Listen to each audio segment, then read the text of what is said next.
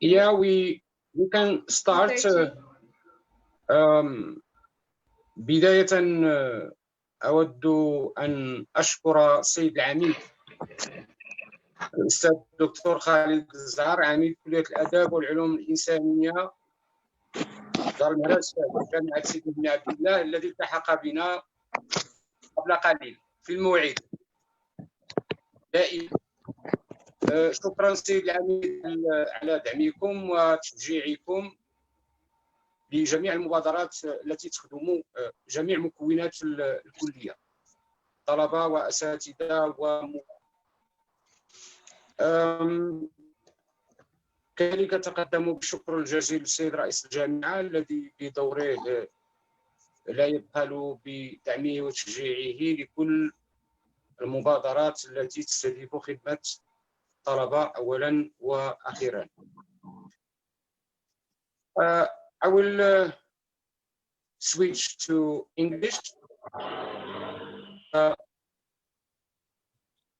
Professor our guest, distinguished guest, Professor Dewaele. Do you hear me? كتسمعوني? No, now yes. Now yes, sir. Yes, sir. We do hear you, sir. That's before we didn't hear you.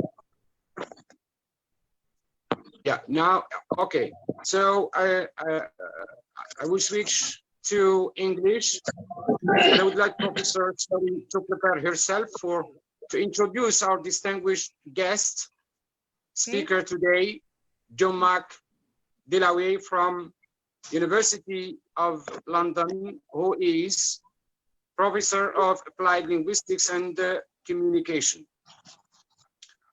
I would like to express my deepest and sincere gratitude to our Dean, Professor Khalid Al-Zahar, the Dean of the Faculty of Letters and Human Sciences, for his continuous encouragement and assistance, and Professor Dwan Mrabat, the President of Sidi Mohamed bin Abdellah, for his help and encouragement also, and for his inspiring leadership.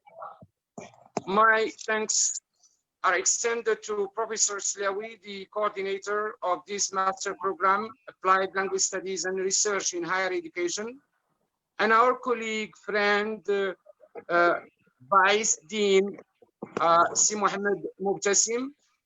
I don't know whether he has joined us or not. My thanks to all my colleagues from different institutions of higher education in Morocco. Some of them haven't joined us yet. My thanks to our students at this master program for the excellent job and work they have been doing. Thank you all. Special thanks once again to Professor Jean-Marc, who has accepted to join our efforts for the best of our students. Thank you very much, Professor Jean-Marc. We hope we can meet you again and again on other face-to-face occasions.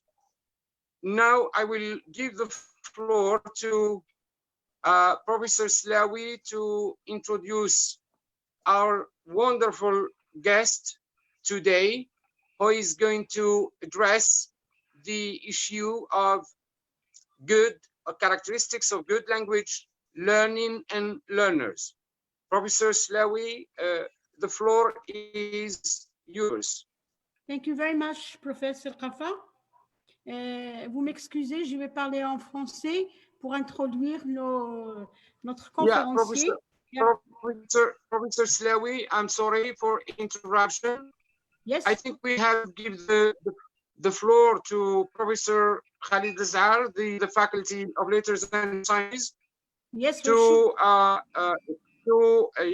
open this this seminar and to say thank you and welcome word to our colleagues, students, and to our distinguished guests and to introduce our faculty.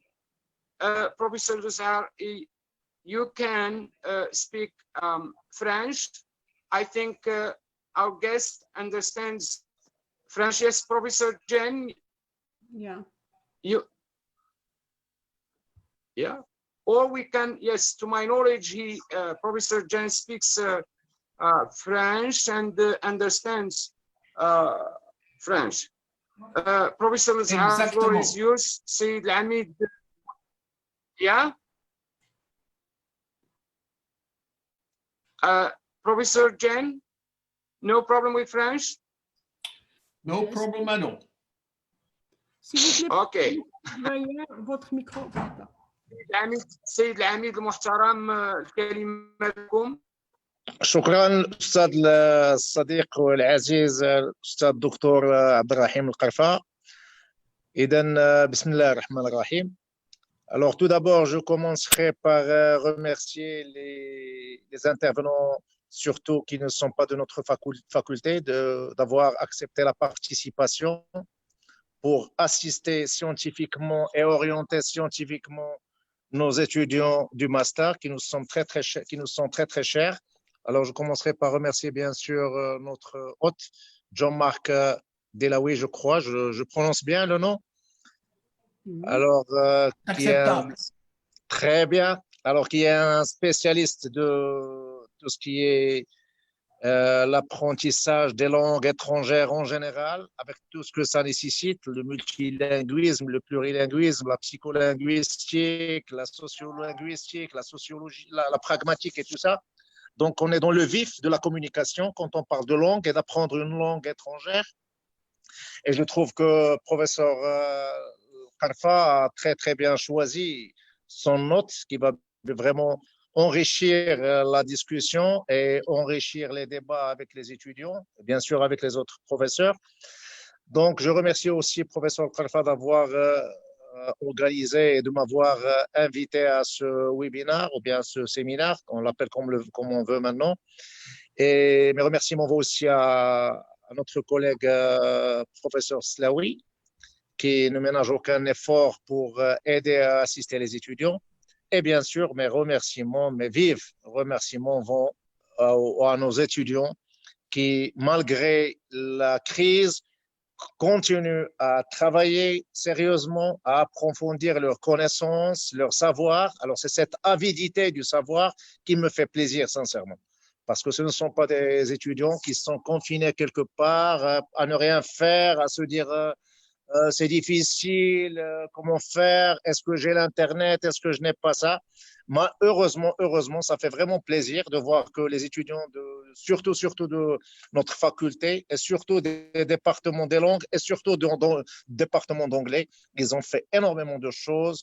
À chaque fois, je suis invité à faire l'ouverture, à prononcer un petit mot pour l'ouverture d'un webinaire.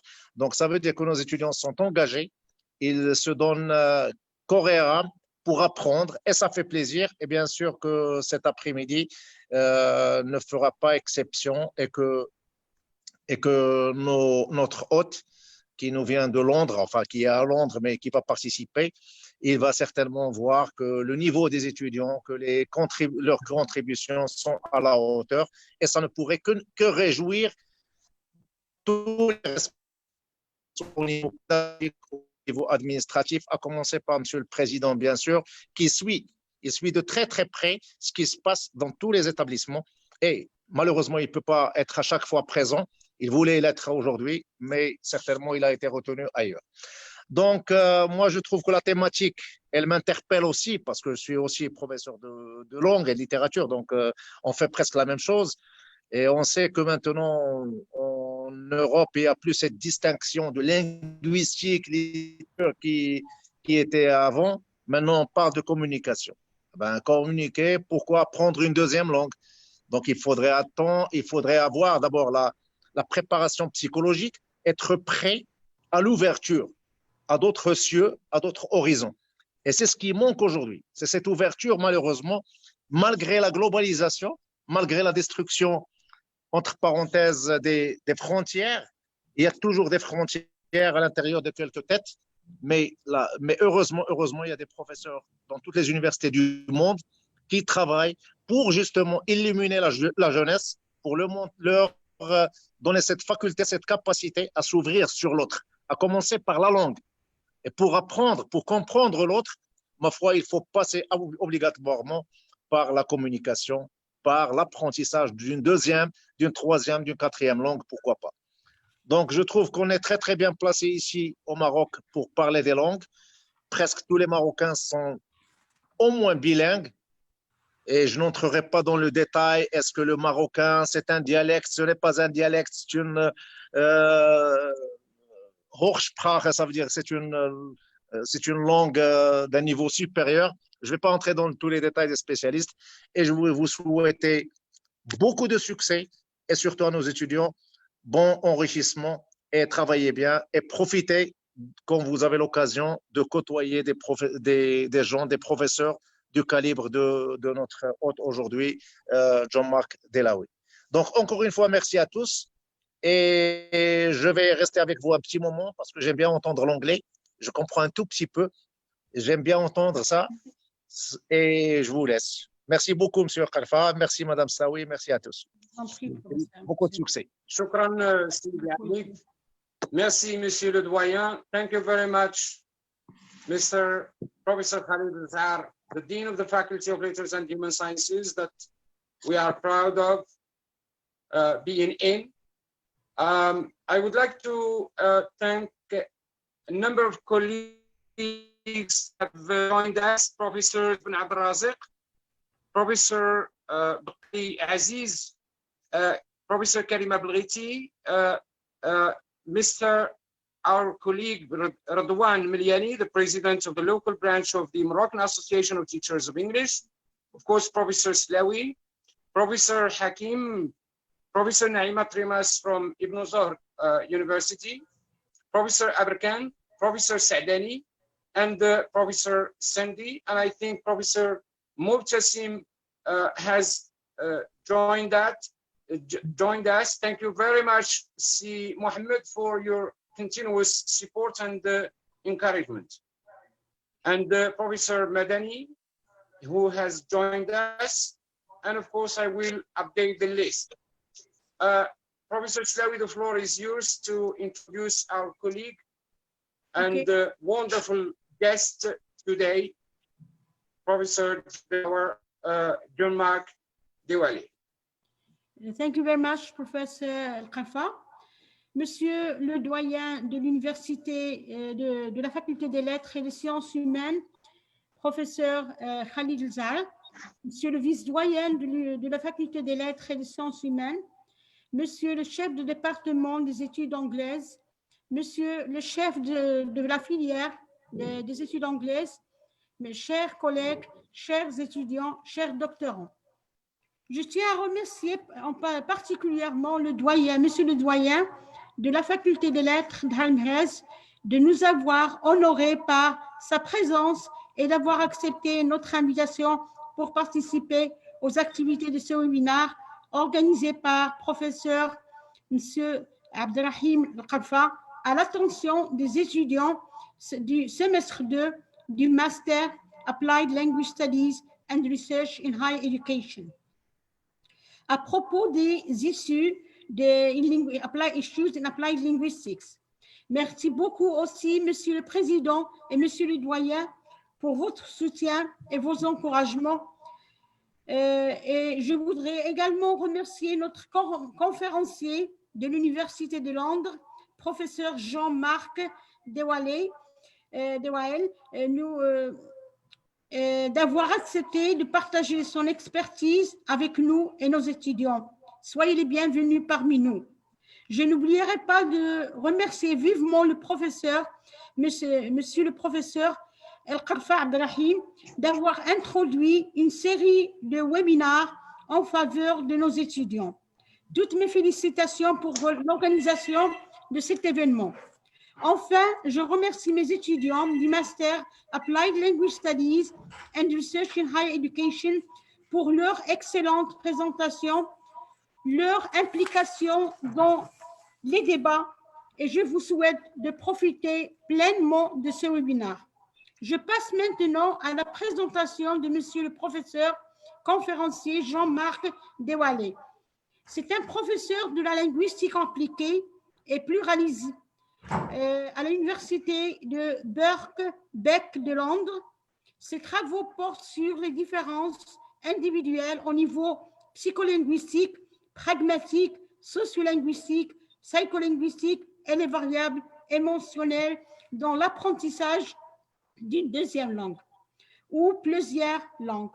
Il est ex-président de l'Association internationale du multilingualisme et de l'Association européenne de la deuxième langue. C'est l'ex-éditeur général du journal de l'éducation bilingue et bilinguisme. Actuellement, il est éditeur général du journal du développement multilingual et multiculturel. Il a reçu le prix de l'égalité et de la diversité de la recherche de la part de l'association britannique British Counseling and Psychotherapy en 2013. Puis, en 2016, il a reçu le prix d'excellence de Robert Gardner dans le domaine de recherche du deuxième langue et bilingualisme, attribué par l'Association internationale de la langue et de la psychologie sociale. Je vous cède la parole, Monsieur le professeur Jean-Marc Dewaele. Merci beaucoup. Mais un grand merci à vous pour ce gentil accueil. Un grand merci aux organisateurs et à tout le monde d'avoir pensé à moi.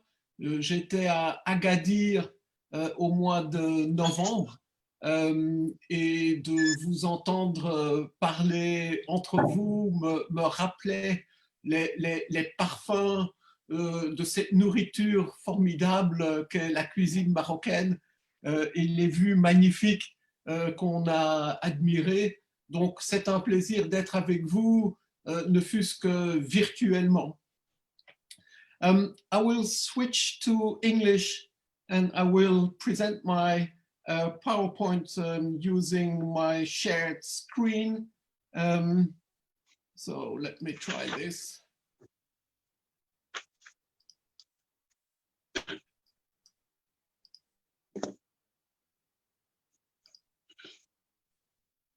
Okay, is this visible? Yes, sir. Yeah. Yes, Good. sir. Good. Okay. Apologies because my camera isn't working. So I thought that if you want to know what I look like, I inserted 2 pictures there. And before I start my presentation, I would like to explain that I started my career as a teacher of French at Flemish University in Brussels. And that one of the things that struck me, and I'm sure you have had the same experience if you have been a language teacher, is that it is always surprising how many differences there are in the progress of your students. Why is it that some students learn so much more during the year than others? And why is it that the ones that learn, that are smart and hardworking students don't necessarily perform well at the oral exam? Those were the issues that guided my PhD research, and I have remained interested in that crucial aspect of individual differences. Why is it that some of us seem to progress more quickly or have fewer difficulties in stressful situations when using a foreign language than other students? So let me see. How can I? So I have published quite a lot on this issue of individual differences, and I have compared it to the search of the Holy Grail, where applied linguists like King Arthur's knights are looking for some magical formula or magical explanation about why some students are better at learning foreign languages than others. And unfortunately, this is a story of disappointment, because in the end, they find very little, or if they find something, it explains a very small amount of variance.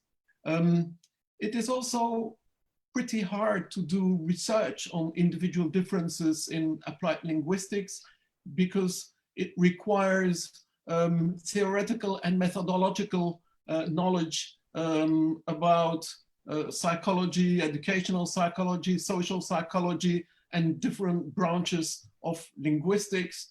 And in the end, I think a lot of people have been disappointed and have given up. And there certainly is no such thing as a grand unified theory of individual differences. So I guess individual differences could be organized in different ways, like the learner internal factors, which are linked to the brain, really. Things like ability to learn foreign languages, or aptitude, or maybe foreign language learning experience. And it is obvious that memory systems also play a role in foreign language acquisition.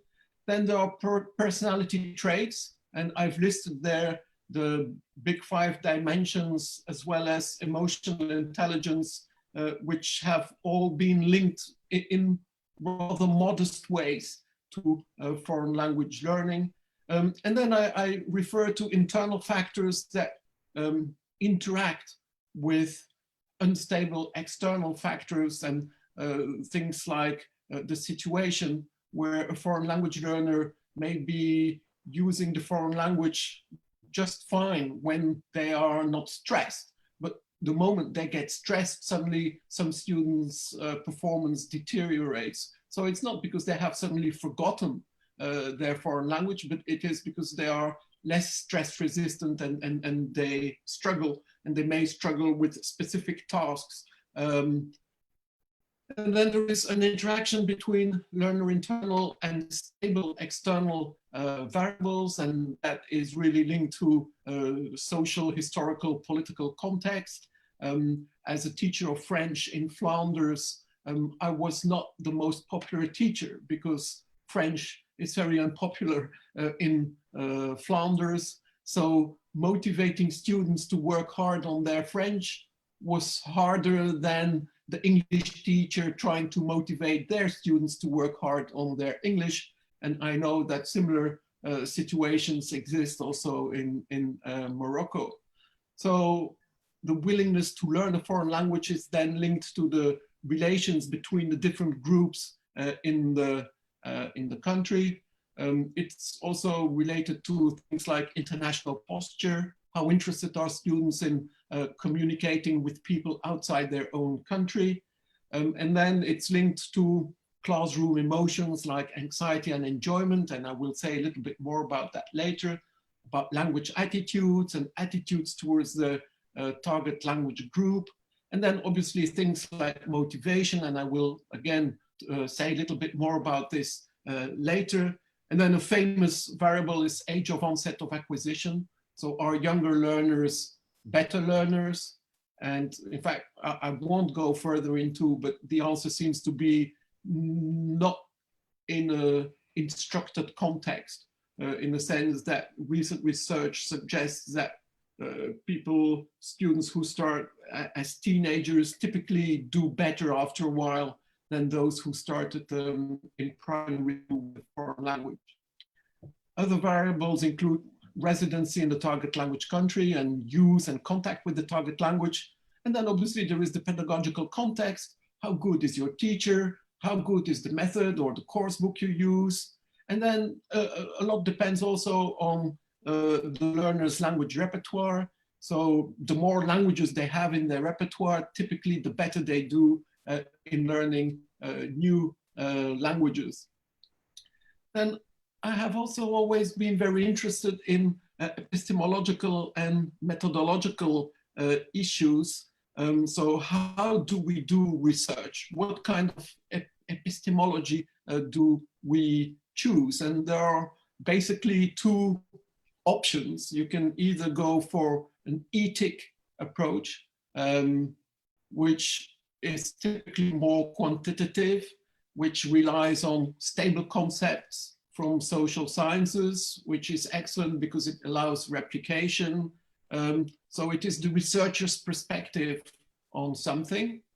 And then there is an alternative approach, which is called the Emic perspective, where the researcher takes the participant's perspective and interpretation of behavior, events, and situations using their language. So in fact, you listen to what the participants have to say about their experience. And so this is typically more qualitative, it is typically more interview-based, and it doesn't involve statistics. This debate has been going on for a couple of years, and there are pros and cons for the different approaches. So the question is, do you prioritize generalization, or do you focus on uniqueness of individual learners? And in the recent chapter, I have argued that in fact it is a good idea to combine emic and etic perspectives, to combine quantitative and qualitative approaches, to adopt a mixed methods approach, because it offers researchers binocular vision. It allows them to perceive three-dimensional images of phenomena. Of course, I'm not claiming that it isn't okay to do just etic quantitative or just emic qualitative, but my PhD students all do a combination of quantitative and qualitative research. So what are the advantages of doing etic research? Well, it's systematic, it's rigorous, focused, tightly controlled. It allows for precise measurement. It produces reliable, replicable data, but it has limited general exploratory capacity. There is a danger for oversimplification. And obviously looking at averages is not always very enlightening, in the sense that you don't necessarily know why a particular group scores higher or lower, because you can only measure means, but it's often really hard to locate the causes of the differences.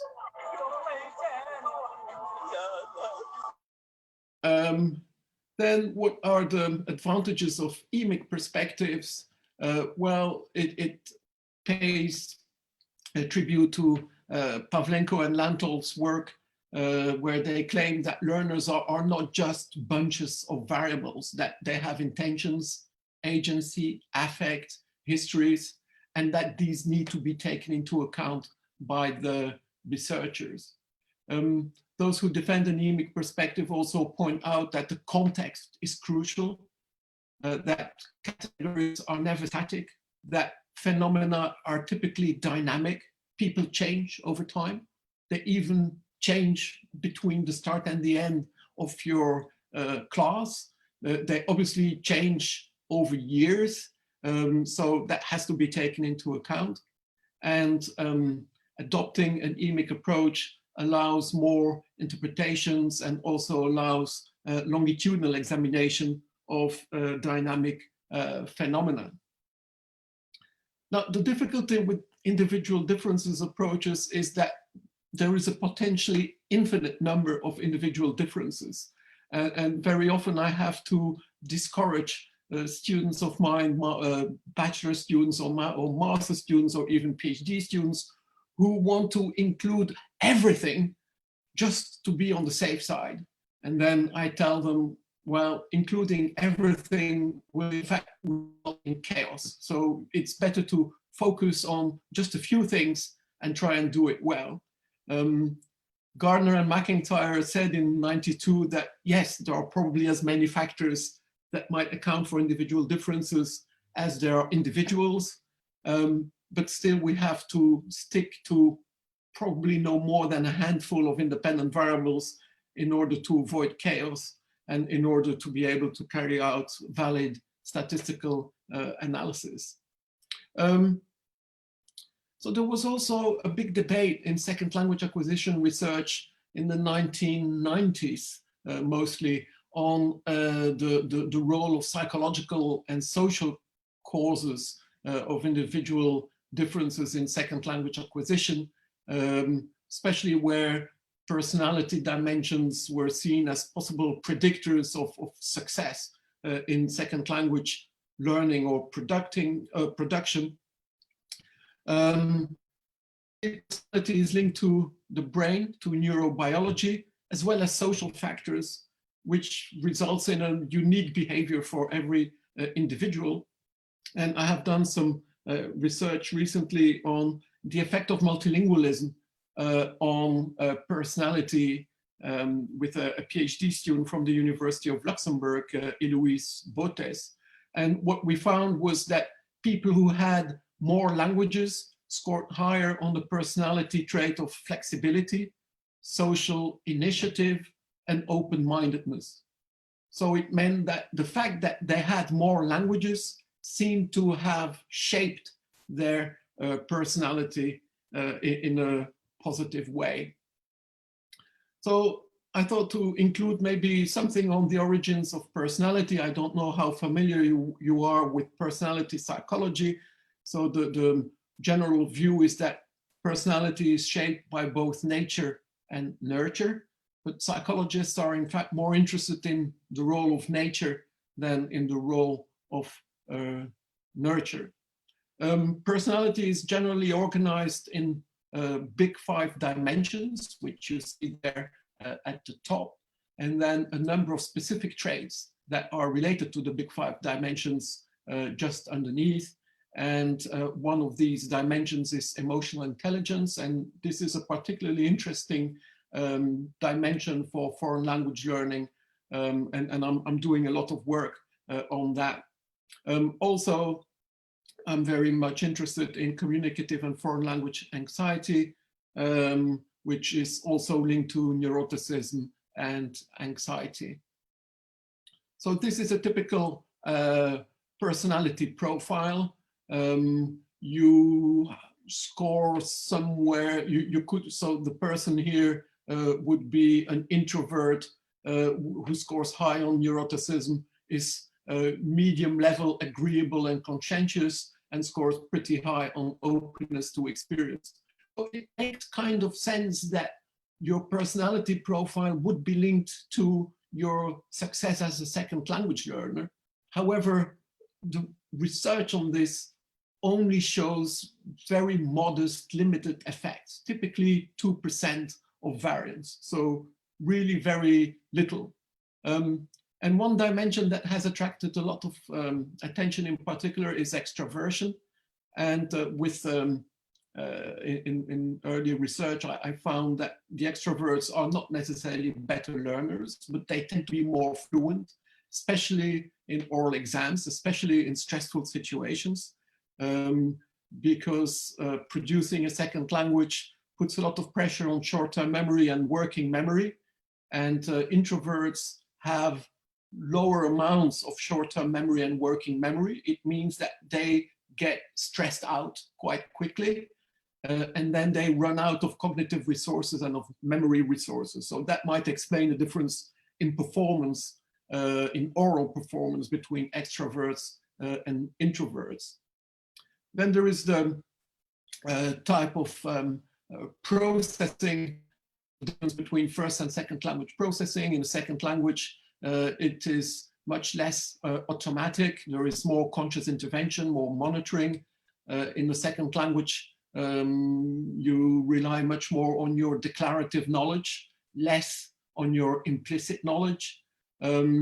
So it is possible that good language learners are the ones who are able to develop automatic processing faster than those who have to rely for a longer time on their declarative knowledge.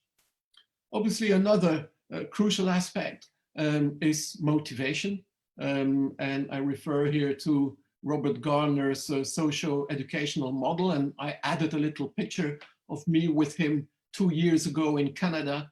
He's 83, but he is an amazing guy, extremely funny, and still extremely sharp. And he and his PhD supervisor, Wallace Lambert, started motivation research and second language acquisition in the late 1950s. So he pointed out that learning is really linked to the attitudes towards the learning situation, to proper motivation, and to dimensions like integrativeness, and hence the famous this dichotomy between integrative or instrumental orientation. Do you learn a foreign language because you want to become part of that community? Or is it because you want to get a good score on your course, or you want to get a job? And in fact, both orientations are positively linked with foreign language learning. And then also he pointed out that interest in foreign languages and interest in the foreign culture is an important source of motivation. Obviously, motivation is not something you are born with.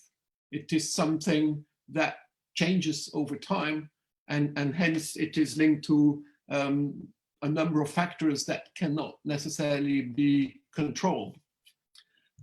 The second big motivation theory is Zoltán Tornyé's work on the L2 motivational self, where he distinguishes between the I self, the O2 self, and the L2 learning experience. So this has attracted a lot of interest and a lot of research. So his argument is that foreign language learners imagine themselves at some point in the future speaking that foreign language beautifully, and they strive to reach that ideal future state. I've been very interested in anxiety after noticing as a teacher at oral exams just how anxious some of my students were. They were couverts de transpiration. Their mouths were dry. I could see their heart beating. They were so amazingly anxious, despite the fact that I tried to put them at ease and I was using icebreaker techniques, you know. But some students are just very anxious. And as a teacher, there is in fact nothing you can do to eliminate the anxiety. You can help them handle it, but you can't get rid of it for them. And obviously anxiety has negative effects. It has paralyzing effects. It is distracting. The anxious students is worrying too much about failing, about what the teacher might think.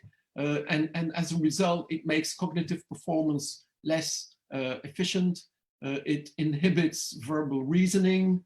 And anxiety is typically high in a second language context, typically because students do not want to look like fools or to be seen like idiots.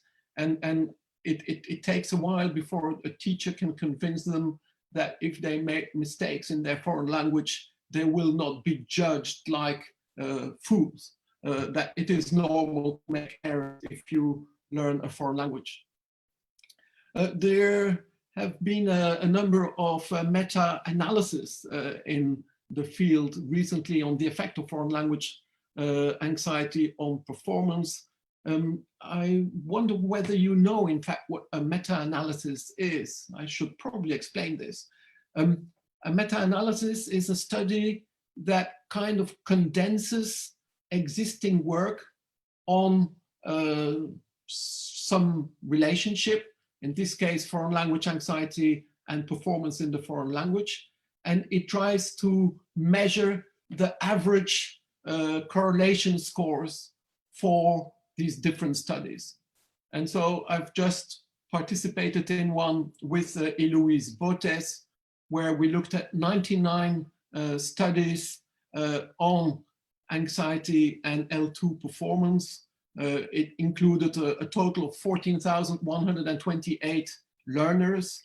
And what we found was a moderate negative correlation between foreign language classroom anxiety and academic enjoyment. So you see the R value there, -39. So that's a moderate negative correlation. So it means that students who are more anxious typically do less well in foreign language performance.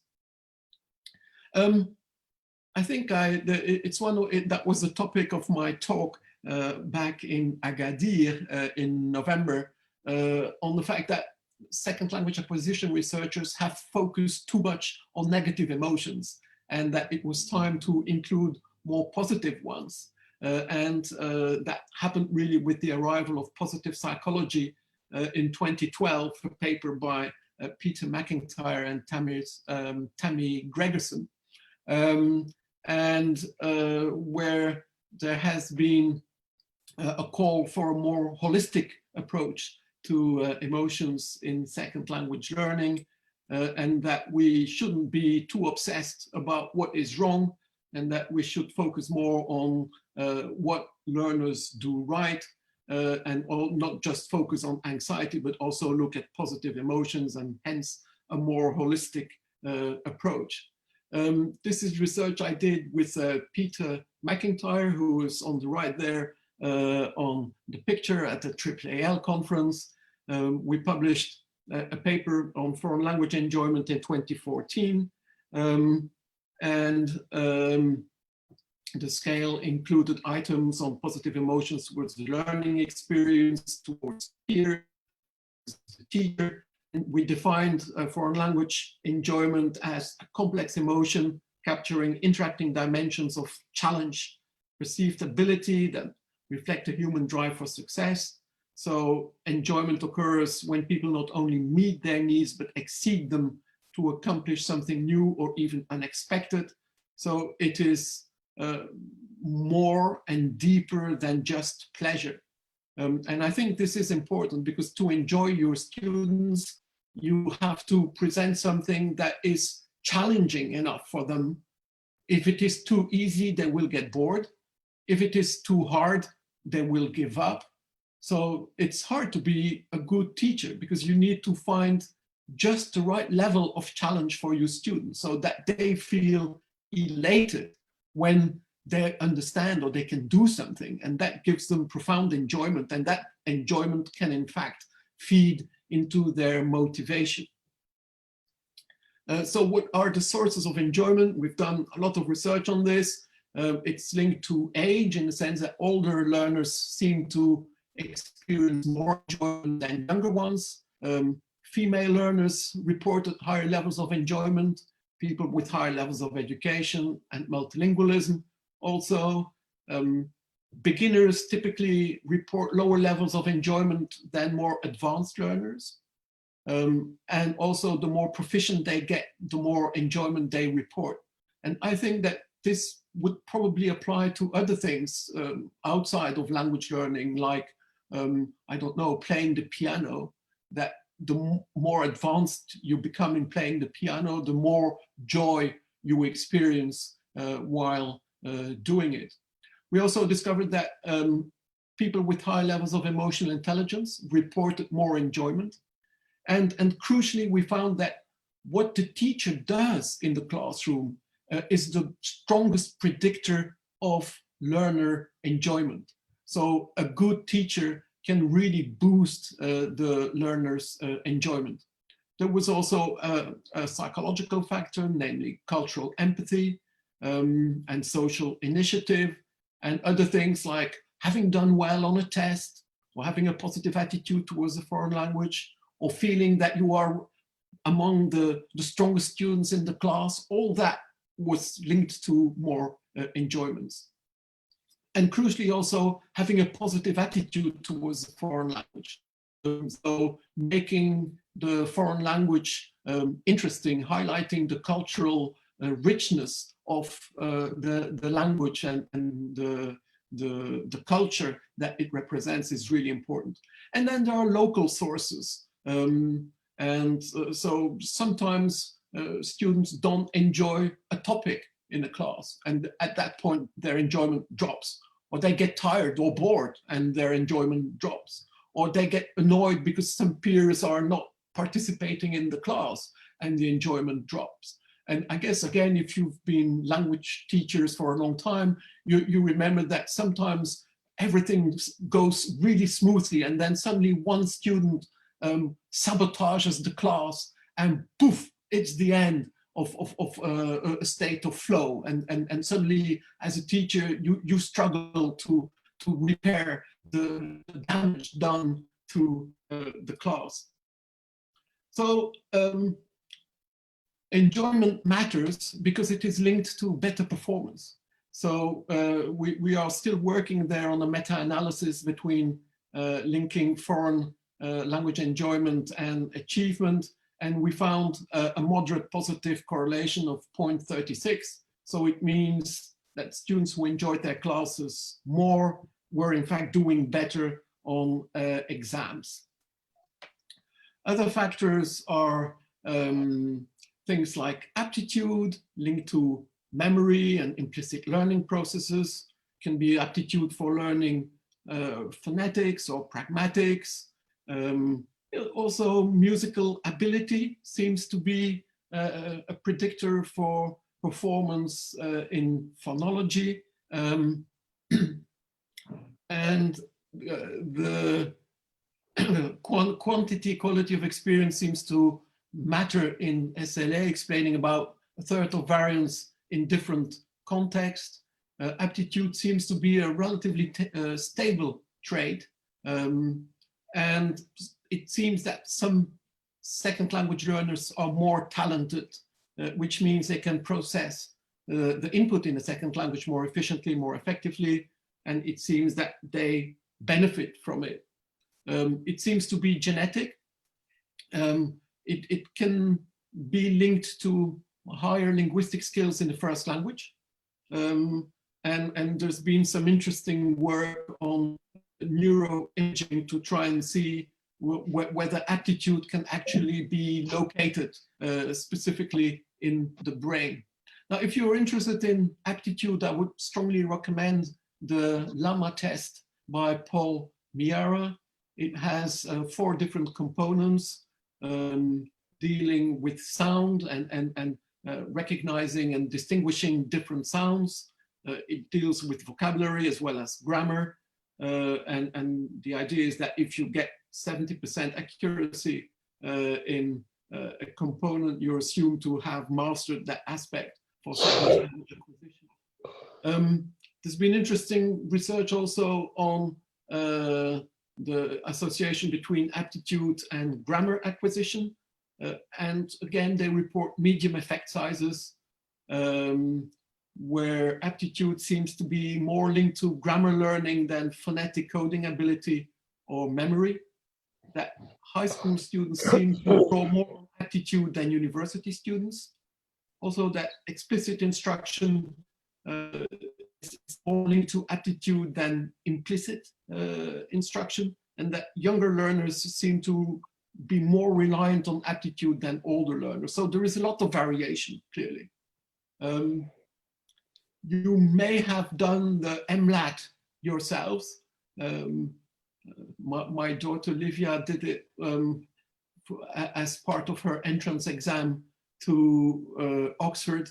And it measures phonetic coding ability, grammatical sensitivity, and memory capacity.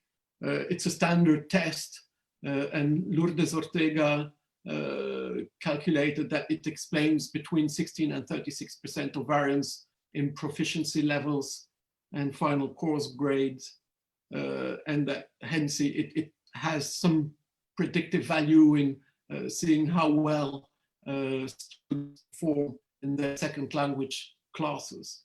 Now, all that was ETIC research. I also wanted to say something about the Emic view and what gets the learner going.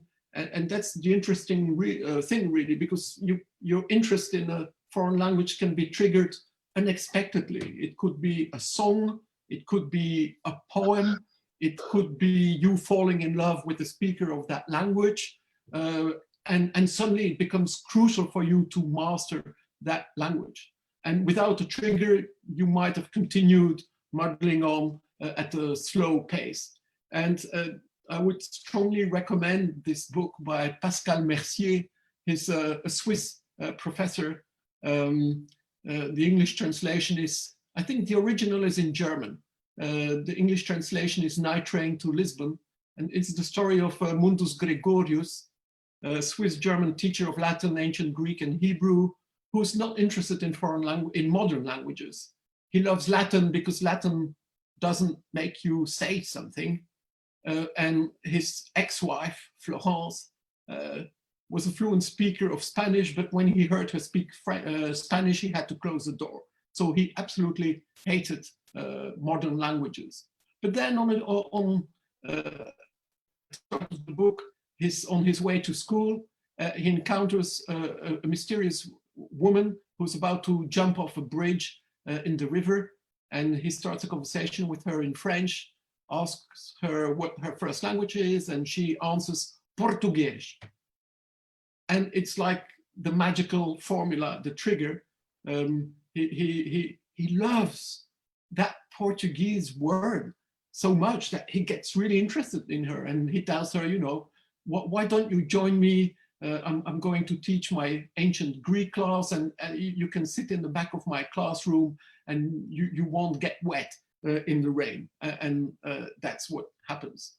And after that, he decides to start learning Portuguese, and he buys the records of a Portuguese language course, and he tries to repeat these Portuguese sentences, and he struggles, but he finds it exhilarating. He clearly enjoys it. And after a while, he progresses really well, and what seemed like the magic of a distant, inaccessible land suddenly is transformed into 1,000 gems in a palace that he had just pushed open. So it's a very nice description of, in fact, how learning a foreign language can expand your horizons. Other really interesting work, Emic Perspectives on Second Language Acquisition, is Celeste Kinger's work on study abroad. She followed her 24 students from Penn State who spent a year in France. In fact, they spent a year in France when it was the Gulf War. So it was not the best time to be an American in France. And a lot of students complained about the French wanting to talk about politics with them. And as Americans, they were not interested in Americans at all, in politics at all. And so she interviewed them, and she had asked her students also to keep diaries. And some of them were obviously more successful. And so I will show you some extracts from successful and less successful learners. So here is Beatrice, who complains that the French are not really nice. She's staying in a host family, and she says the host sisters are hilarious, but it's hard to understand them. And these French people have this harsh outer core. It's hard to break into. So she can't like it. I feel like such an idiot with my French family. I don't understand what it is they are saying. I seem to have regressed. And the host sisters say something, it sounds like one big word. But then at some point, there is a tipping point. In March, she suddenly realizes that her French has improved. I was stunned by how easy I could express myself without having to pause or search for words. I could understand without having to think about it. And oh, I just love speaking French. And I've pretty much decided that I want to be a French teacher at some point in my life. So it's interesting to see how she moves away from a very negative, hostile attitude to suddenly realizing, oh, this is working. Oh, I am enjoying this. And here is a less successful student, Deidre. I've just put in bold some of the key words. You know, it's very hard, lonely, homesick, lonely, people, very rude. So it's not a good start to the year abroad.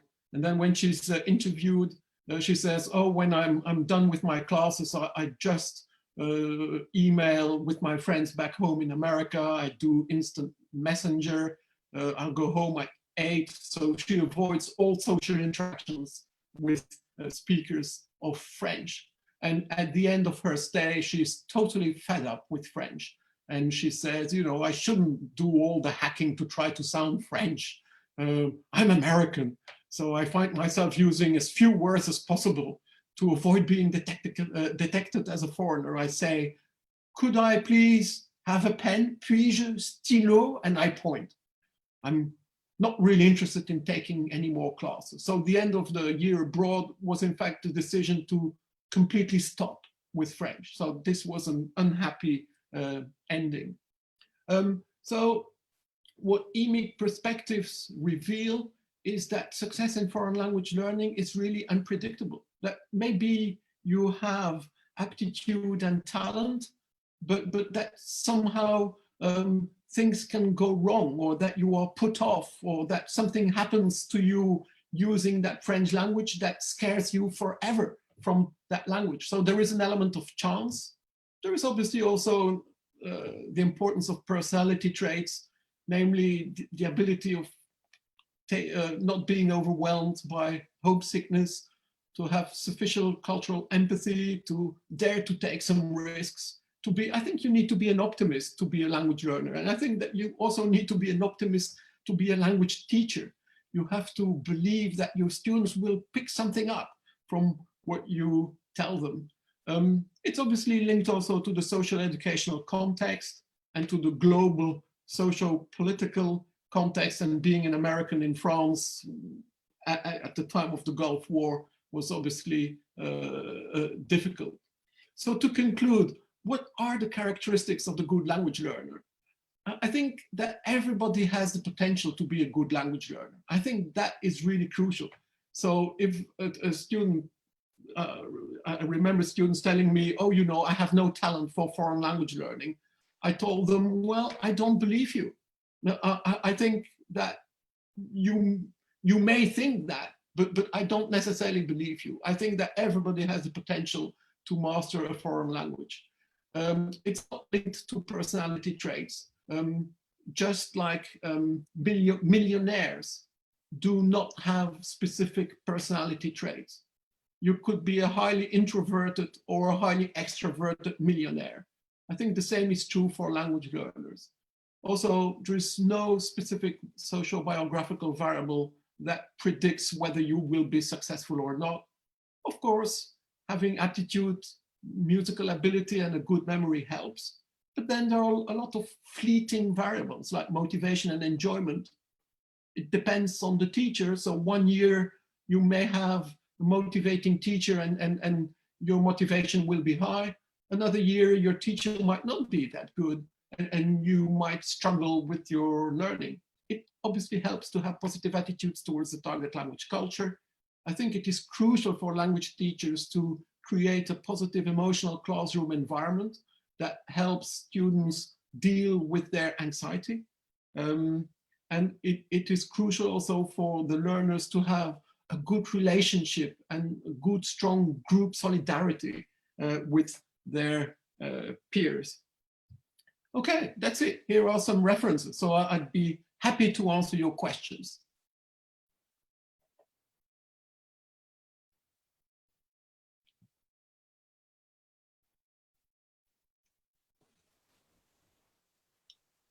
Thank you so much, sir.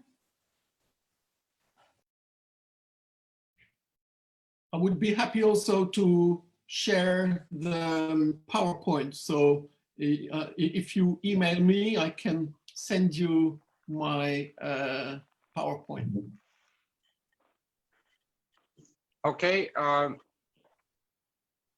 Yes, please, do you hear me? Yes, I do. Yeah. Yes, Yeah. Thank you very much, Professor Jean-Marc, for for enlightening us on different changing perspectives on good language learners and learning at the levels of both theory and research and practice. Thank you very much for overviewing the most important and major shifts. Some of them are paradigmatic shifts in the increasing awareness of the central role of learners in the process of learning and teaching. Thank you very much for clarifying a number of issues related to the correlations between learners variables, and successful learning.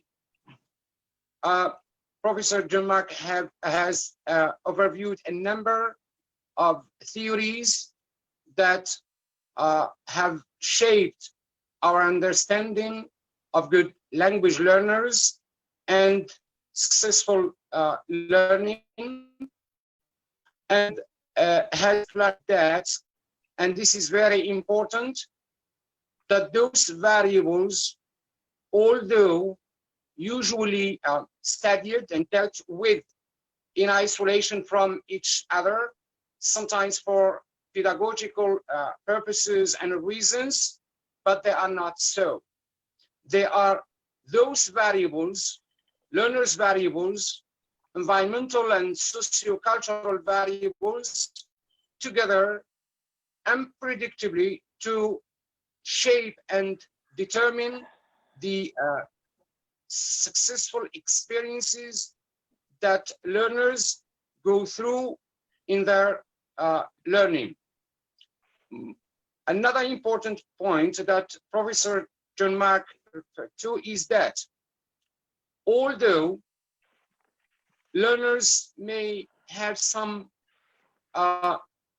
attitudes, positive attitudes, some affective factors, positive attitudes, and high motivation, and cognitive variables, personality characteristics, etc., they may not have a successful experience in learning.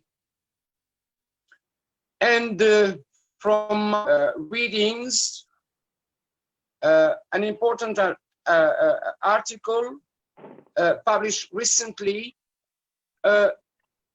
claimed that in spite of these variables, individual variables, successful learning depends on the learner's access to the community culture, to the culture of those engaged in conversation, to the culture of the institution. So being highly motivated, having positive attitudes, having good memories, having an open and extrovert personality does not, okay, so this variable do not automatically, mechanically lead to successful learning experiences. Professor Jean-Marc has also overviewed some of the changes that have shaped the development of research in second language acquisition and foreign language learning, shift from focus on quantitative methods to research to a focus, or at least to the adoption of both quantitative and qualitative. I absolutely agree, because the adoption of quantitative methods to research in the field of second language acquisition is governed by a perspective which holds that we can measure, we can study and measure the influence of specific learners' variables, and we can correlate between them and the learning process. And of course, many studies were conducted within the framework of this perspective, particularly in the 1960s and beginning of the 1970s, and they came to a total failure. And the result was the shift to the use of qualitative or mixing both quantitative and qualitative approaches to research for a better understanding of what goes on in the classrooms, language teaching and learning classrooms, which had been considered as a black books, that is, we cannot penetrate to conduct research. They also, research shifted to use and adopt new techniques of collecting data, such as observation and participant observation, of course, supported by the developments that happened in different disciplines in the field of social sciences in general and education in particular, particularly ethnography. Major shifts that our professor, this language speaker, referred to are those that happened in the 1970s and 80s, which are essentially theoretical, political, social, cultural developments, which gave rise to this increasing interest and concern with the learner and the learner's needs and the learning process, that is the shift from the focus on teaching and the teacher to learning and the learner. And of course, the research is on learners and learning is a complex journey, the ultimate purpose of which is to deepen our understanding, to enlighten and be enlightened by practitioners and producers of theory. Thank you very much, Professor Jean-Marc, for your enlightening, informative, interesting presentation. Particularly that you have brought together a number of theoretical perspectives in the field of theory and in the field of research, and you have made necessary important connections between variables that may come at work to shape successful learning, that may come together to determine and shape the learning experiences of students, which are, of course, different experiences. And of course, this implies or suggests another important point, which is the diversity, sociocultural, psychological, cognitive diversity that exists between students, and that, of course, exists also between teachers and professors, and it shapes and determines the gap that may exist between the frames of reference teachers and the students. So the process of learning is, or at least should be, an enjoying journey for both students and the teachers. The focus on good language learners doesn't mean that we have prefabricated categories, adjectives for deciding who is a good language learner, who is not. It means that ample research has been conducted on the characteristics of learners who we think had a successful learning experience, and those who are between inverted comma poor language learners, with the ultimate purpose to deepen our understanding, to enlighten our practice, and to make us in a better position, maybe to conduct within our classrooms, our institutions, to what we usually refer to as action research, in order to understand the ever changing nature of different groups of students, different contexts, different times, and different moments, which are sometimes social, sometimes cognitive, and most of the time psychological. Once again, thank you very much, our distinguished, wonderful guest today. I repeat my wish to meet you on another occasion, face to face, to have a cup of tea or a cup of coffee in Fez, one of the oldest cities on earth, or why not in our faculty, the Faculty of Literature and Human Sciences, Dar Merez, which is considered a historical monument in Fez, a historical monument for many generations of Moroccan learners. Thank you very much. The floor is yours, Professor Slawi.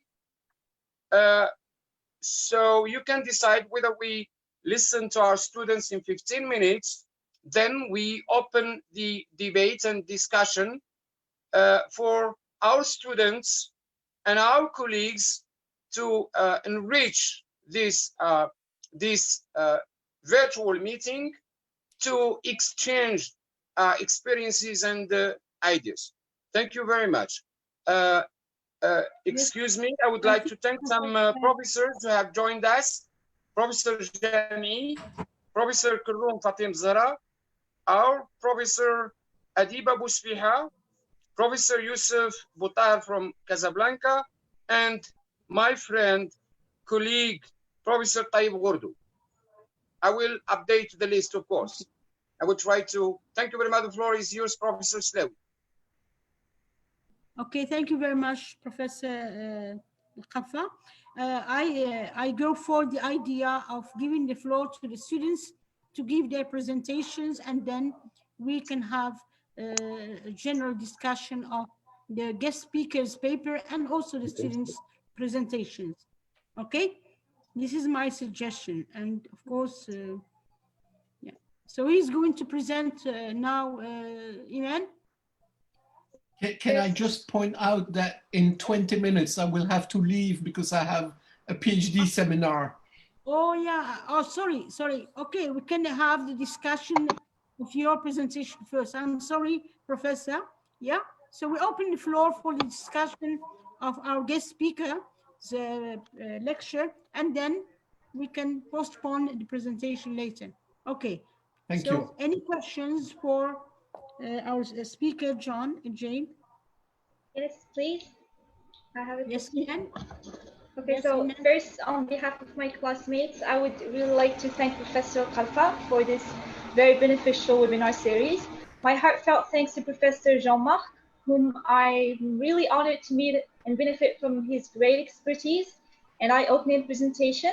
My heartfelt thanks to all the professors, Professor Muhtasim, Professor Slawi, Professor Sandy, Professor Madani, and all the professors for their contribution to these meetings, providing us with a lot of support and encouragement. Now I have a actually two questions to Professor Jean-Marc. The first one is, how can teachers or professors find the right level of challenges to provide the students with? And the second question is, how can musical abilities relate to phonological capacities?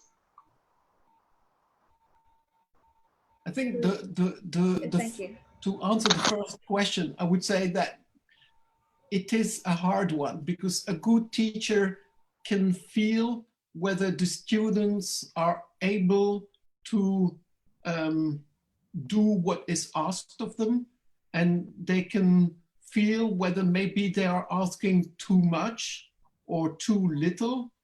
And I guess these days, you know, the moment that the teacher notices that the attention of students is flagging, then he or she needs to do something to regain that attention. So I guess it is about being a good teacher, is being empathic with your students, realizing that maybe they are getting bored. Maybe you need to do something different at this point. So how can you regain their attention? Can you remind me the second question about musical ability? Yes, of course. How can musical abilities relate to phonological capacities? Because you mentioned in your presentation that they're relatable.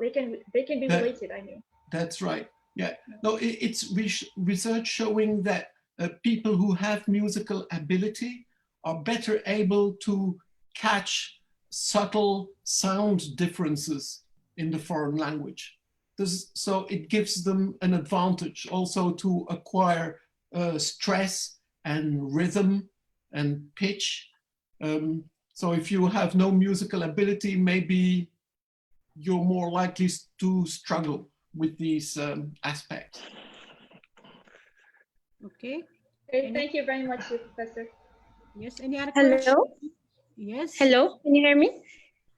So first I want to express my thanks to all the participants in general. Thank you, Professor Jean-Marc Dewaele, for being here today. I really appreciate that you took the time to be here. So you mentioned some factors that have been linked to individual differences in second language acquisition. You talked about anxiety as a feeling that is often characterized by intense worry, and you explained that many anxiety sufferers describe it as a feeling of distrust, self-evaluation, concern over opinion of others. My question is, have you ever considered some of the possible positive effects that may come with having anxiety, such as being it a plus, a warning sign that could make some necessary changes in our life as an attack back, as a sign of motivation, a kind of motivation rather than always being considered as a hindrance? Thank you. Yes, it is a good question. I think teachers need to be very careful in not adding to the anxiety of their students. So although they can do nothing to eliminate it, they should not add to it. That said, it is normal for students who enjoy themselves can experience a certain degree of anxiety, but it is not paralyzing anxiety. So I guess there is a fine line between being a bit anxious because you want to be good and being so anxious that you can't do anything anymore. And I guess that teachers need to negotiate that line and making sure that maybe if they know that one of their students is particularly anxious, that it helps to create a little bubble or give some space to that student to gather his or her thoughts. It's what I did when I was a foreign language teacher. I would have one very anxious, stuttering student, and then I would ask the whole group, I say, okay, everybody shut up for a moment, give the student the chance to express their opinion because I'm really interested in what that student wants to say. And then that would allow that student to express what he or she had to say. And then in fact, the whole group felt good that that member of the group was respected and got the floor that he or she deserved. So I think being a teacher is a very, very tiring job, because you have to keep in mind the needs and of every student. And sometimes you need to tell a student to shut up to allow somebody else to say something. Thank you. Okay, so here I have Mr. Dawood Nadif, who asked for the permission to ask a question. So the floor is yours, Mr. Ben Dawood. Can you hear me, please? Probably needs to turn the mic on. Okay. Mr. Ben Dawood, are you here? Okay, I give the floor to Professor Medani. Yes, thank you, Professor Slawi. Thank you, Professor KARFA. Thank you all, the presenter, Jean-Marc, and it's really a great pleasure to hear your lecture. And I just want, of course, to have a small comment about the whole presentation. It was really informative, insightful, holistic indeed. It tackles a number of important points with respect to applied linguistics, issues. I think if we can try to summarize it, or just to have this idea, it's all about effective and efficient language teaching and learning, especially learning, and those sociological factors, psychological factors that can be practical in the teaching and learning. Mr. Jean-Marc, or Professor Jean-Marc, you have raised this issue of meta-analysis as I think a methodology of, effective methodology of, teaching. And to my knowledge, this meta-analysis is not, can never be randomized. It is something like a systematic review, which is quantitative in nature, and it is also a kind of formal study design that is used to systematically assess the, I would say, the results of previous research in order to derive conclusions. And we have talked about making correlations between number of variables using meta-analysis, but my question is, those correlations you have talked about, are they related to a number of already or previously carried out studies in literature, or what is it about exactly? Thank you very much. Okay, Sure. the floor is to Professor Mubtasim. He wants to say a word before leaving. He has a certain involvement. Yes, Professor Mubtasim. Yeah. Thank you, Professor Slawi. I would like myself again to reiterate my great joy for having been following what Professor Jean-Marc has been sharing with us. I have read a couple of articles, I think 1 or 2 years ago, when I was interested in psychology and language learning, and we share a lot of things together. In fact, what I wanted again to say is addressed to the students.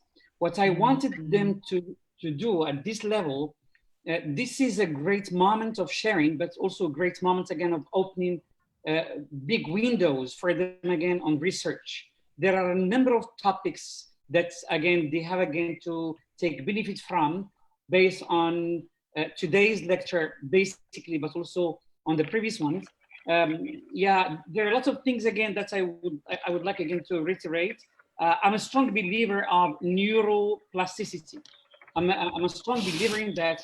I believe on how the human brain has the amazing ability to reorganize itself based on the new connections between the brain cells, based on the everyday practices and how we can help improve the brain.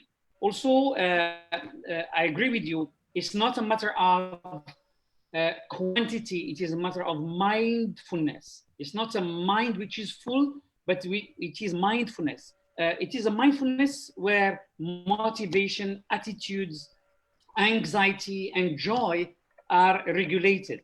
I agree completely with those studies where the effect of multilingualism and multiculturalism has a strong impact on the productivity of the language learning. The thing I would like again to add is what you have said is completely true and valid, but we have again to take into consideration for further research, especially the students participating with us, the changes happening in ASL, EFL classrooms.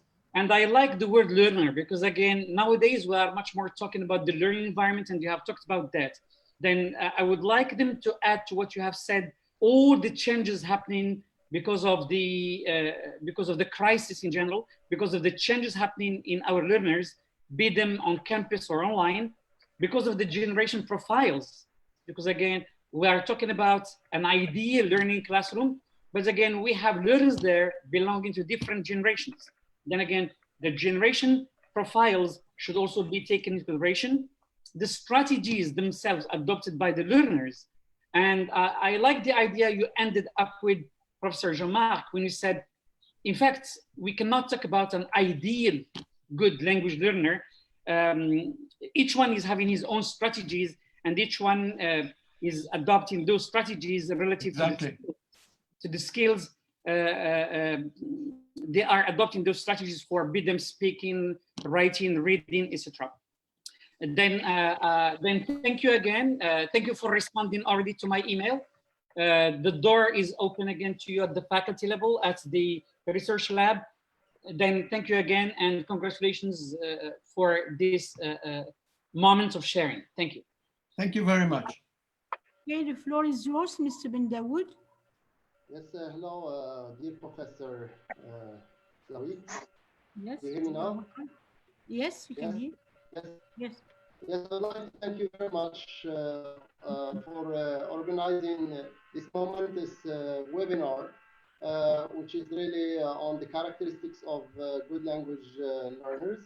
Well, and I'll also like to thank Professor Jean-Marc Dewaele for his insightful presentation. My question goes as follows.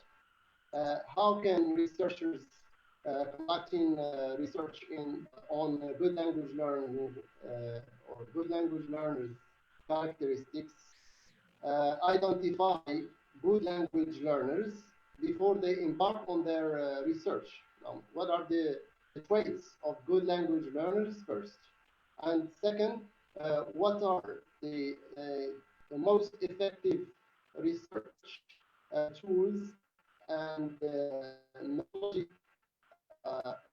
approaches that should be dealt with the learners of this generation, the millennials, and how they go about learning successfully.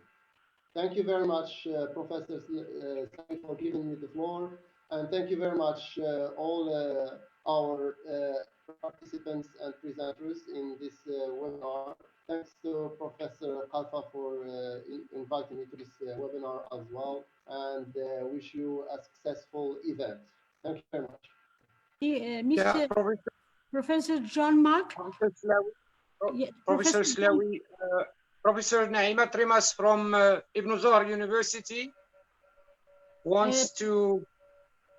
Yes, okay, Professor. Probably we take this question and then we give the floor to Professor Jean-Marc to react to this question, because he said he would like to leave in 20 minutes, and then we can move on to another set of questions. Is it okay? Okay. Okay, Professor. Okay. Thank you. Thank you. So the floor is yours, Naima. Professor Naima. Professor Naima Trimas. Where are you, Naima?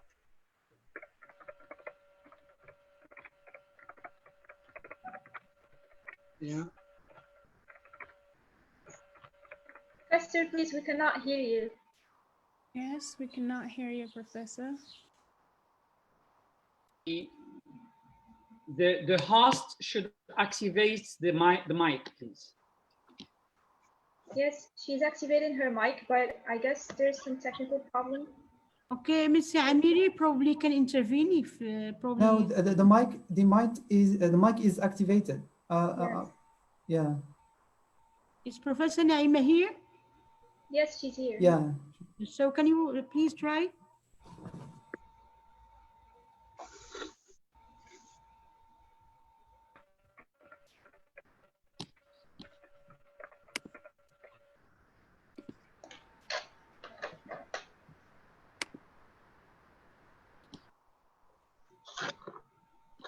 Okay, so yes, we still cannot hear you, Professor. So we give the floor to Professor Jean-Marc, waiting for Professor Naima probably to fix up the technical problems she may have. Professor Jean-Marc, can you have the floor to react, please, to the question that were addressed to you, please. Sure. I must say that I had some trouble in understanding the question. The quality wasn't too good. But what I understood is that there is a list of characteristics that distinguish the good from the less good language learner. But I would say that what could be a characteristic for one language, a good language learner, could in fact be a characteristic for a bad language learner also. So I would say that these characteristics have different effects and consequences in different learners. Hence the difficulty to generalize things like, oh, extroverts, they must talk so much, so they must be better language learners. And the answer is yes, that's an advantage, but then maybe the introverts spend more time reading books or work harder. And so the advantage of the extrovert is kind of neutralized by the advantage that the introvert has. So I would say that every person has their own unique personality, and they need, there is no set profile to be a successful language learner. Yeah.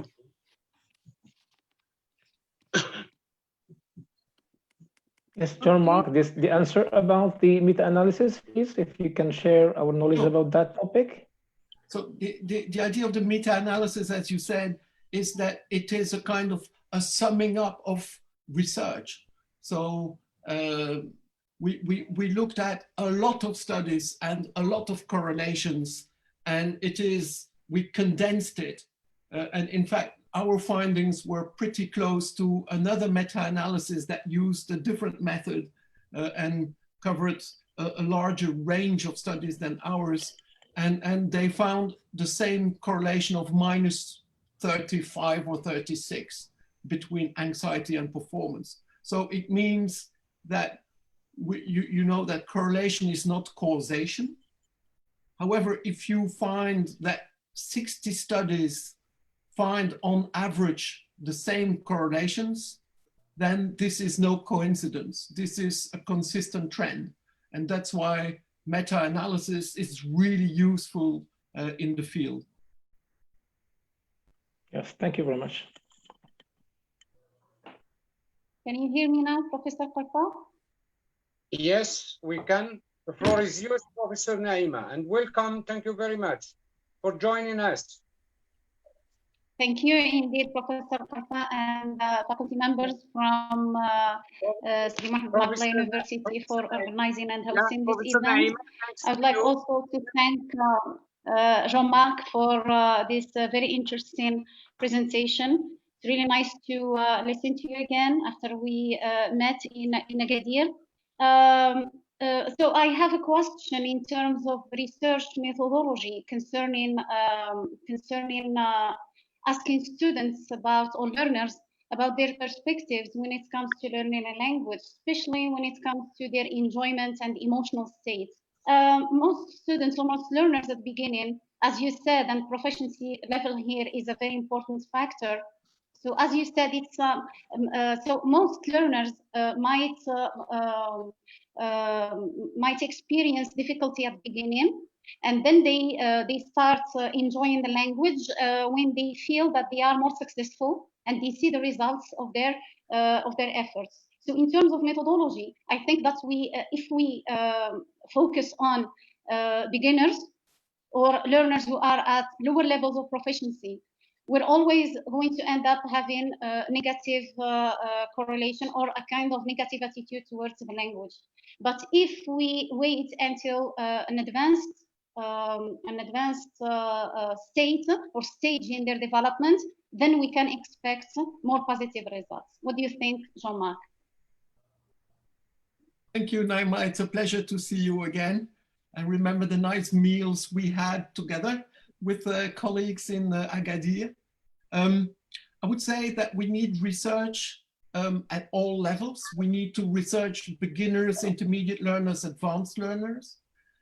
I think that beginners may have less enjoyment, but however, a lot of studies show that beginners typically have higher levels of motivation, and that unfortunately levels of motivation tend to go down over time, which is rather worrying for us researchers and teachers. Why is it that we can't keep learners' motivation levels high? It is something that is puzzling motivation researchers. So yeah, we need to investigate the causes of that at all levels. Thank you very much, Professor Jean-Marc. Can we take more questions, or probably you need to go, Professor?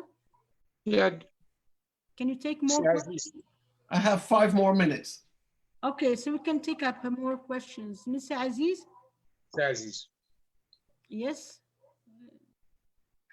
Thank you, Professor Slaoui. Welcome. Thank you, Professor Jean-Marc. I think the presentation was professionally academic and informative. And I think I second the idea that language learning shapes the personality in a positive way, as you said. And the success of a personality means the success of a second language learner. But I would love to borrow Julia Kristeva saying, every language holds the culture of its people. And I would like to use the word culture here, just because it is highly intertwined with the language. And because the language doesn't only involve the language mechanisms, but it's also, it holds the customs, the cultures, the traditions, etc. And even some theorists go and say that culture exists or starts when speech is there. Learning, I think learning a language, it develops cognitive abilities because there is a culture. And why I want to use here culture, because and I think when we go back to the creation of the CCCS, the Center of Contemporary Cultural Studies, Homi Bhabha and the rest, I suppose that the reproduction of culture was done because of a language. And sometimes they said that there was a reproduction of a dirt, because the language is not only responsible for the speech, word, and mechanisms, but it is responsible for the reproduction of racism. And I think the question is, to what extent the language learning is very innocent while we speak about acquisition and the process of learning. Thank you so much. Thank you, Professor Aziz. Thank you. I think it's an interesting question, because language and culture are so closely intertwined that it is impossible to distinguish the effect of one or the other. So I think that in any language learning, there is cultural learning, because the learner realizes that there are people who think differently from his or her first language culture. And I think that is a very profound insight. And I think that that is probably the cause for the higher levels of open-mindedness, that you realize that there are people who speak and think differently. That is pretty amazing if you have been within your monolingual community. Of course, if you grow up in a multilingual community, then you know that that is the case, and that your mom might use one word or concept and your dad might use something completely different. So you realize that language is more than just words. It is values, it is behaviors, it is food, and hence it is a fascinating topic to do research on. Yes, any other question, please, for Professor Mike? Yes. Hello. Mr. Butahar, yes. Yes, thank you. Hello, dear professors, dear colleagues. I hope you're doing well during these trying times. Well, thank you so much, Professor Jean-Marc, for your thought-provoking presentation. Well, I learned a lot from you. I just want to say that it goes without saying that the field of language learning has witnessed a paradigm shift from teacher-centeredness to learner-centeredness. And I think that the most important individual attribute we need to pay close attention to as educators is learner autonomy, which you already, by the way, brought up in your presentation, and which is extremely vital for the development of lifelong learning. That would definitely enable students to become potential, potential decision makers after they finish their formal education. And ever since the outbreak of COVID-19 pandemic, the advent of recent cloud-based tools have brought a great deal of attention to shape the promotion of autonomy in English language learning. And it's really how interesting how the unprecedented circumstances of such a pandemic lockdown have accelerated the smooth integration of technology in teaching, learning, by providing the right environment for both students and professors and promoting a new digital cultures among them. Such technologies have also proven to foster learners' motivation, self-pacing, and positive attitude about learning, in addition to providing them with ample spaces to take control over their learning management, cognitive process, and learning content. Now, my question is, can the exercise of autonomy and the control over language learning be inhibited by educational institutions, and more particularly here by the power structure in the classroom, where traditional face-to-face teacher-led instruction is carried out more than computer-mediated instruction? Thank you. That's a very good question. I would point out that one interesting finding in my research with Peter McIntyre was that in description of episodes of intense enjoyment in the foreign language class, students always mentioned autonomous activities. In other words, they experienced most enjoyment when the teacher had told them to do something on their own with a couple of peers. And it could be preparing an interview or a role play, or doing something with a certain degree of autonomy within the class. That was what they enjoyed most. So I think this has an important pedagogical implication, that yes, it is good to trust your students as a teacher and not to be standing in the middle of attention all the time. That sometimes you need to retreat into a corner and let your students work autonomously. And if modern technology can help, that would be great. In fact, I'm doing research on this right now. And we discovered that students report lower levels of anxiety in technology online teaching. However, they also reported lower levels of enjoyment, unfortunately. So I'm afraid that the technology seems to create some kind of emotional distancing. But okay. Right. I'm afraid I have to leave now. I have to shift my attention to my PhD seminar. So it was absolutely lovely to talk to you all. And I hope that we will stay in touch. So many thanks to the organizers and goodbye. Goodbye, Thank you. Professor. Thank you very much. Thank you. For your Thank you. Thank you. Thank you very much. Thank you. Thank you so much. Thank you very much. Thank you. Thank you. Yeah. So probably Professor KARFA will give the floor to the students to give their presentation. Yeah, to listen to them. So Iman, yes, who is Yes. now, please, Iman? Yes, today's presenters are. Yes, sir. Yes, I hope Professor. they will be a bit brief, 15 minutes, 20 minutes at most. Okay. So today's presenters are Majda Razmi Hassani, Ahmed Karim, and Yusra Al-Amrawi. Good luck. Okay, so the floor is them. Yes. Thank you. Okay, good afternoon, everyone.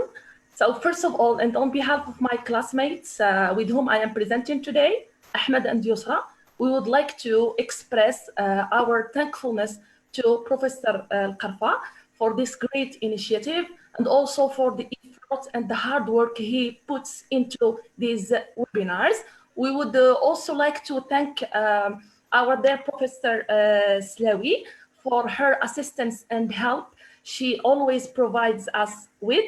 And thanks also to all the professors with us today and also to all the students and my classmates. We would like to say that we are very happy and we are very glad to be presenting in front of you today. And I would like now to give the floor to my friend Yusra, who is going to start the presentation. Yusra, are you here? Yes, I am here. Thank you. Hello, everyone. So I'm going to share with you my screen. Yes.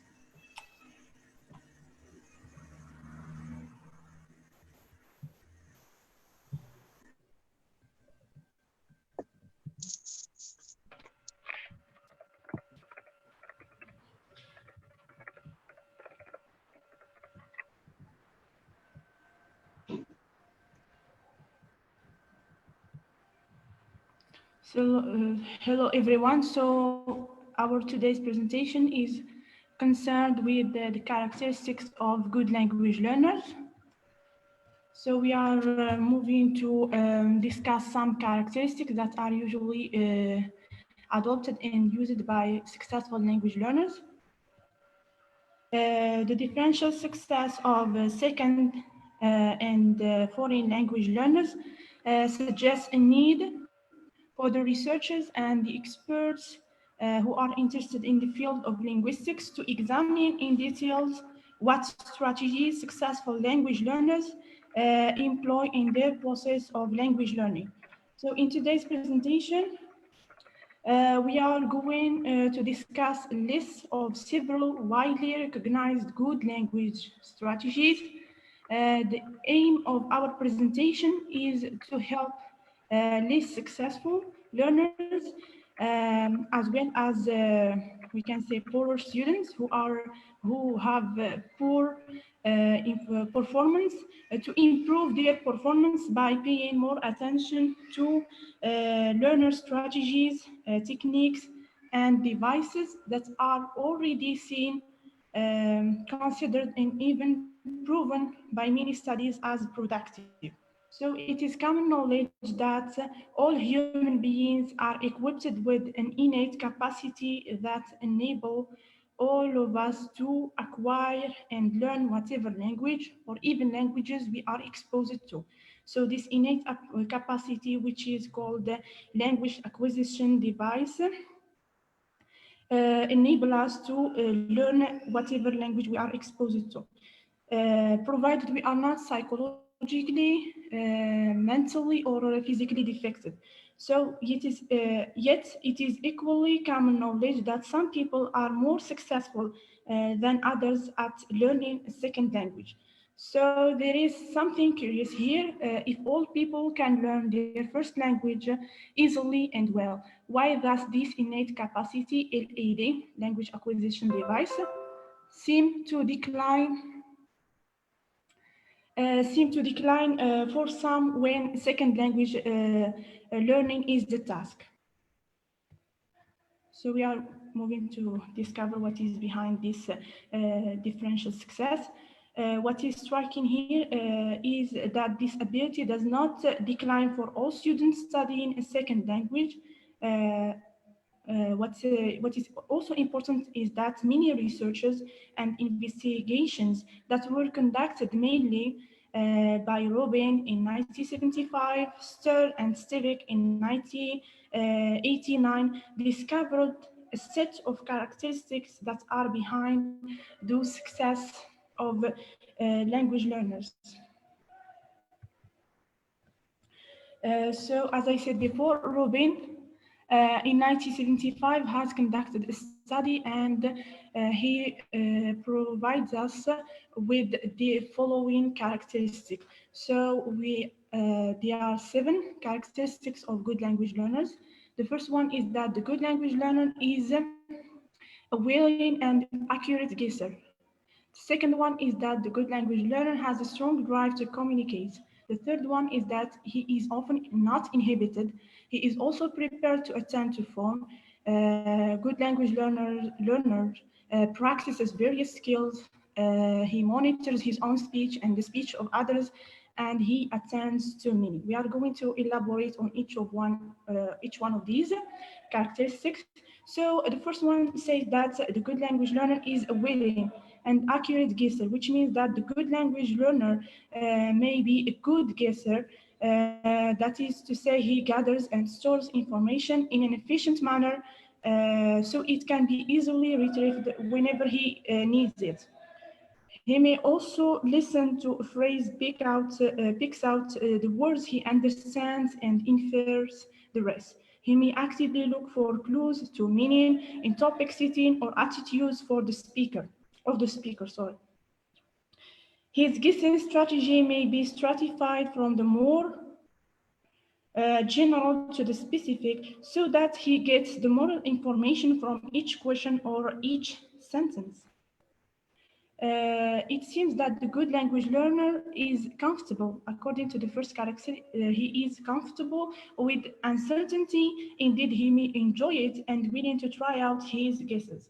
The second characteristic says that the good language learner has, of course, according to Robin, has a strong drive to communicate or to learn from a communication, which means that he is willing to do many things to get his message across.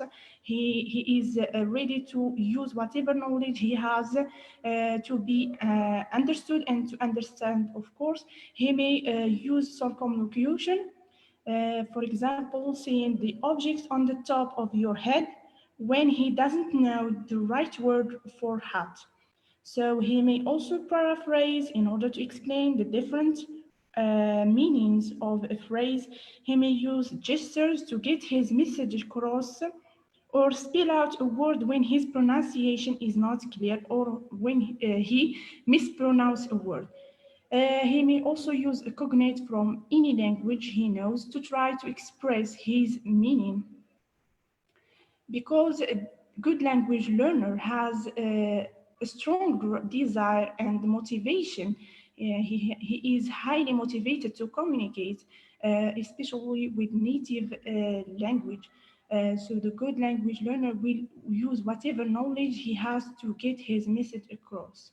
The third characteristic says that the good language learner is often not inhibited. He is willing to make mistakes in order to learn and to communicate successfully. So he understands that making mistakes is not a crime, rather making mistakes is natural in the process of language learning. He is also prepared to attend to form, meaning that in addition to focusing on communication, the good language learner is prepared to attend to form. He is constantly looking for patterns in the language. He attends to the form in a particular way. He analyzes, and categorize and use many techniques, of course. He is constantly trying to find schemes for classifying information.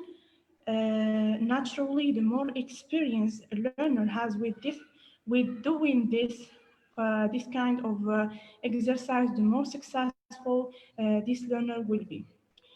The good language learner practices, which means that he may practice pronunciation, he may practice pronouncing words or making up sentences. He will seek out opportunities to use the language by looking for native speakers, going to movies or to cultural events. So he initiates conversation with the teacher of these fellow students or in the target language. He is ready to repeat. He understands that repetition is very important in the process of learning. He will usually take advantage of every opportunity to speak and to practice the target language. The good language learner monitors his own and the speech of others. That is to say, he is constantly attending to how well this speech is being received and whether his performance meets the standards he has learned within the classroom or outside the classroom. Part of his monitoring is a function of his active participation in the learning process. He can learn from his own mistakes and also from his classmates' mistakes. The final characteristic that is given to good language learners is that he attends to meaning, which means he knows that in order to understand the message, it is not sufficient to pay attention only to the grammar of the particular language or to the surface form of speech. He attends to the context of the speech act. He attends to the relationship of the participants. He also attends to the rules of speaking. He understands that there are the famous quote which says there are rules of use without which the rules of usage are useless, or the rules of grammar are useless. So we are moving to Nyman. He also conducted a study in 1979. He presented most frequently used techniques by good language learners. So he says that and argues that having contact with native, the first technique that he argued is that good language learners have contact, either direct contact or indirect contact with native speakers. Good language learners may listen to radio, TV records, movie, commercials, etc. Good language learners must or should read anything, including magazines, newspapers, professional articles, comics, etc. Good language learners, according to Nyman, may also use another technique, which is repeating aloud after teachers or native speakers to practice the pronunciation of that the target language. Making up bilingual vocabulary chart and memorizing them may be also a different and important technique that good language learner may adopt in their process of learning. And before the final one, following the rules as given in grammar books or textbooks. So this technique may help good language learners to achieve accuracy. Having pen pals, this technique may help them achieve fluency, of course. And we know the importance of both to achieve accuracy and fluency in the process of language learning. So moving to Civic, he is another linguist. He conducted a study in 1989, and give us the following characteristics of good language learners. So the first one is that good language learners are intuitive learner. He is formal learner. He may be informal learner, imaginative learner, active learner, deliberate learner, and finally self-aware learner. I will be brief discussing these techniques. So which intuitive learner, meaning that this type of learners like reading and listening, like problems that require the use of imagination, they like variety, they are more interested in big ideas than in little details. These learners, good language learners, like starting on new projects rather than finishing existing ones. Intuitive learners learn best when they can find ways to be imaginative and creative especially within classrooms. So the following one is that formal learner, which means that these learners receive education delivered by trained teachers in a systematic, intentional way within school, higher education, or university. Informal learners refers to learning that occurs away from a structured formal classroom environment. Informal learning comes from many forms, including videos, self-study, reading articles, participating in forums and chat rooms. Simply to listen and to memorize instead have so informal learners may also need the help of their teachers.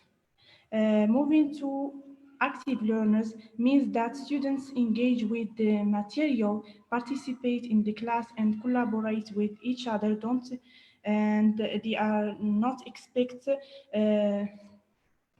simply to memorize and listen. Instead, they have demonstrate a creative way of learning. And finally, we have deliberate learner and self-aware learner. The self-aware learner, this type of learners depend mostly on their efforts and on their hard work in the process of learning. So becoming an independent learner is also a characteristic that must be adopted by the learners, thinking about the way you learn. That is to say, there must be a reflection.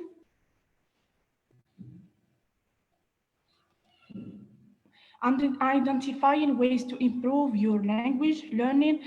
And of course, these ways may differ from one learner to another, so including by means skills, grammar, vocabulary, general approaches to learning, etc. So making the most of language learning resources. So good language learners may depend on different resources and different ways of learning. Assuming responsibility for your own learning. As I said before, good language learner must depend at first place and must depend heavily on their efforts and their work. And of course, they may seek out the help of their professor. Acquiring key skills and learning strategies, learning according to your own needs and interests. And we know that students have different needs and different interests, using available resources and taking every opportunity to learn. Moving to Showbottom in 1996 to 2007. So he says that think about how they are learning. Good language learners, they think about how they are learning. They are willing to experiment and take risks. They are realistic. They know that to master a language, to be like a native speaker. This need lots of efforts, lots of work, and of course time. They are independent and in their process of learning, and they are organized and active. They also have a balanced concern for communication, which means they master both accuracy and fluency, of course. Now I will give the floor to my classmate Ahmed. Thank you for listening. Ahmed, the floor is yours. Is Ahmed here? Yes, Professor, I'm here. Yes. Okay, so please join.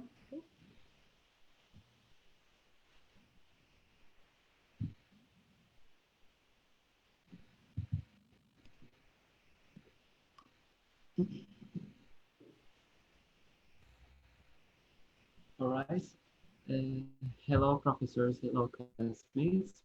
Well, in addition to Robin, Neyman, and Civic, Rebecca Oxford in 1990 conducted a series of studies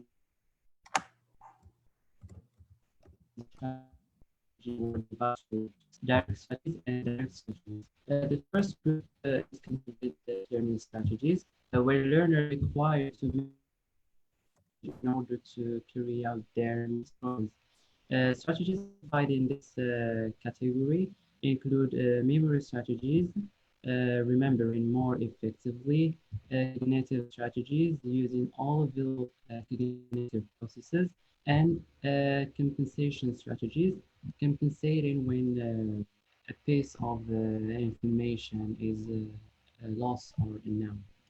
While in the second group, which is indirect strategies, learners are provided with indirect support through focusing, through planning, evaluating, seeking opportunities, etc.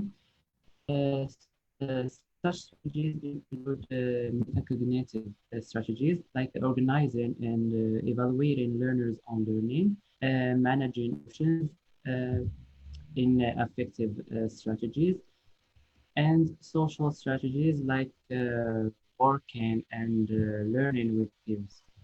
These studies were used in the deal of researches, for example, by Freud in 2000,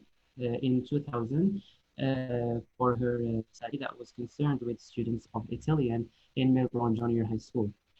Ford discovered a pattern of emotions, actions, and behaviors exhibited the language learner in her group. For example, strong parental support and encouragement. Parents can help children to get more confidence and feel more motivated by giving them lots of prize and opportunities to practice the target language. You know, it's easier for them to learn when they get encouragement at home. Second, play around with the language outside of the class. Good language learners look for every available opportunity to use the target language in and out of class.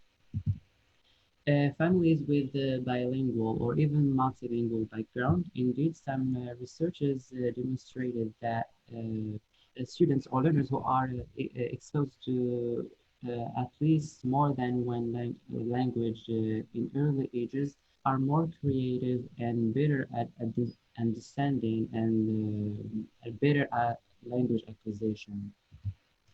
Good language learners have a major desire to please their parents. Friends also studying the language because learning with friends increases the chances of success because they work together, they share ideas with each other, and they may practice skills, for example, speaking skills, and check how the pronunciation sounds, for example.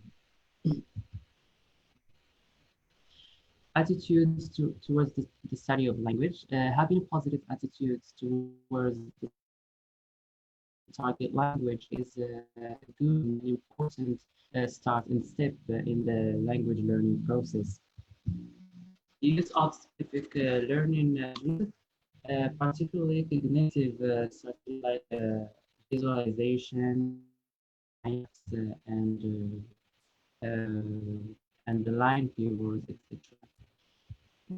To list of good language learners produced by UNICEF. The first characteristic says that good language learners find a style of learning that suits them, because good language learners are self-aware. They can easily adapt to new and different learning conditions and environments. Good language learners are actively involved in the language learning. They are independent. They try to create opportunities to use the language. They prepare to experiment by taking risks, and they are not afraid of appearing foolish. Good language learners try to figure out how the language works. They know that they try to understand the language as a system. They improve their pronunciation. They learn the grammar rules, and they boost their vocabularies. Good language learners know that the language is used to communicate. They create opportunities to practice the first skills in order to improve their communication. Good language learners are like good detectives. They're always looking for clues that help them to understand the language, and they always make intelligent guesses, able to learn to think. Good language learners learn to think in the language because thinking in the target language is worth cultivating. That improve all areas of language. Good language learners read that language very not easy because they know it takes time and effort to become proficient, and that there will be periods when they are also good cultural learners because they know that learning means or involves learning the culture where the target language is spoken as well. Finally, we have good language learners have long-term commitment to language learning. They work through their feelings of frustration and their lack of confidence. They are able to adapt or to cope with the challenges of the language. Thank you. I will give the floor to Nisha. Okay, thank you, Ahmed. I will share my screen.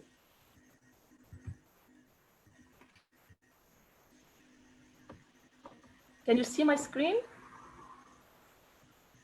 Yes. Yes. Yes. Okay. So my part is concerned with changing perspectives on good language learners. And I have based my part on an article by Bonnie, Norton, and Killeen, 2001. And I would like to start my part with this quote. Language and culture are no longer scripts to be acquired as much as they are conversation in which people can participate.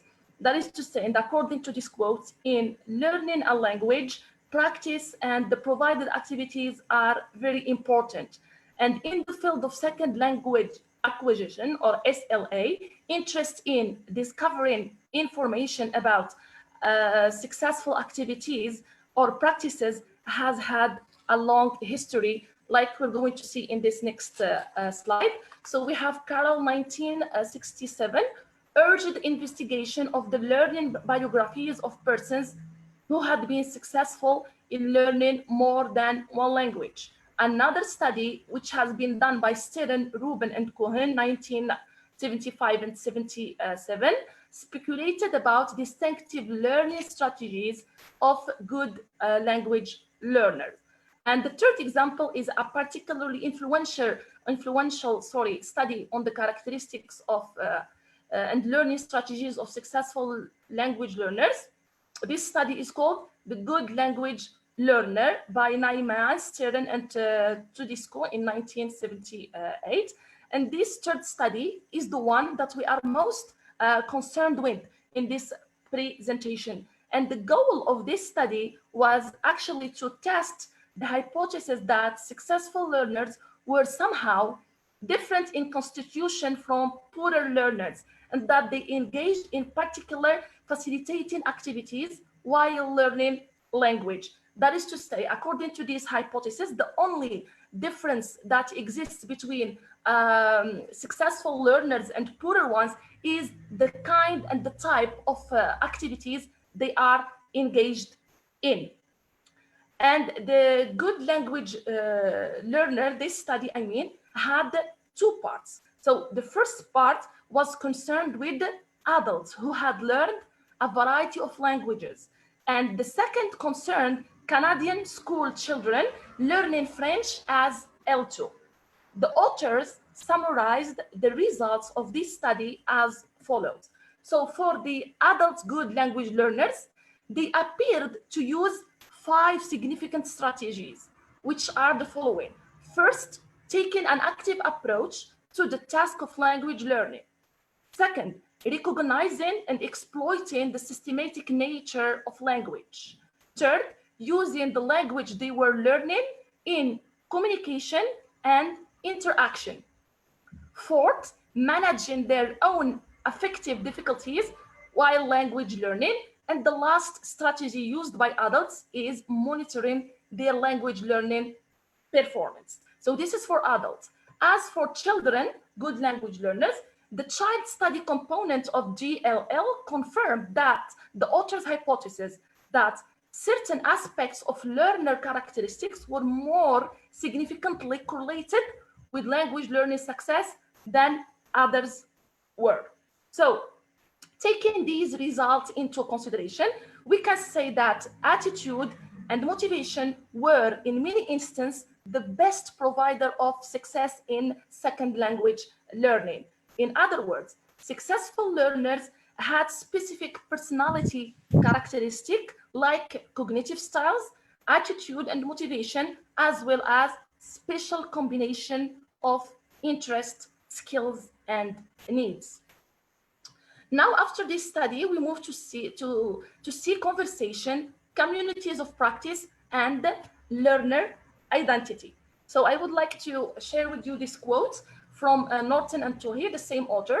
Drawing on our own research, we approach the explanation of the success of good language learners on the basis of their access to a variety of conversation in their communities, rather than on the basis of their control of a wider variety of linguistic forms or meaning than their peers, or on the basis of their speed of acquisition of linguistic forms and meanings. So in this view, the focus on individuals and their functioning needs to shift to activities and to the learning that automatically comes with social practice.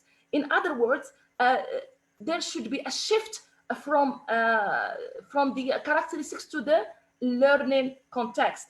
But a focus on the learning context needs to be complemented with a focus on the identity and the human agency of the language learners.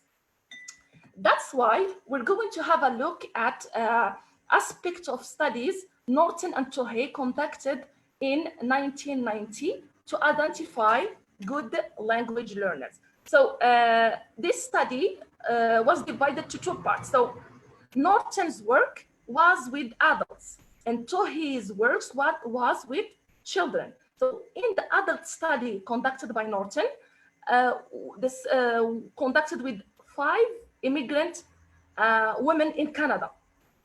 One language learner, as you can see in this slide, whose name is Eva, could be considered more successful than the others.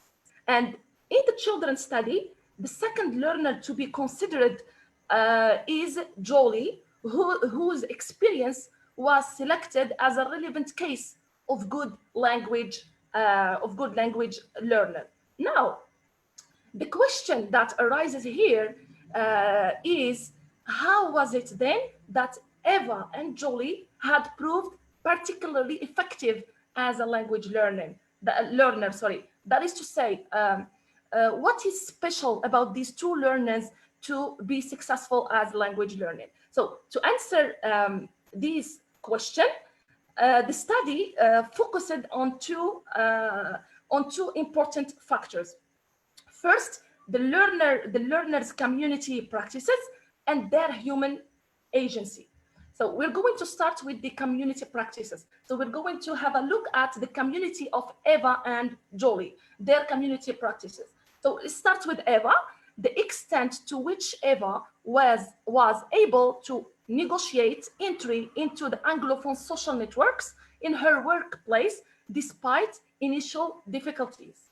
And for Jolie, the practices of Jolie's classroom aided her in participating more and more actively in the social and verbal activity of the community. So here, even though the practices in workplace and in schools are of course very different from each other, but we can say that space was made for both of these students to participate more actively in the social and the verbal activities of their community. So their community practices did help them to be a good language learner.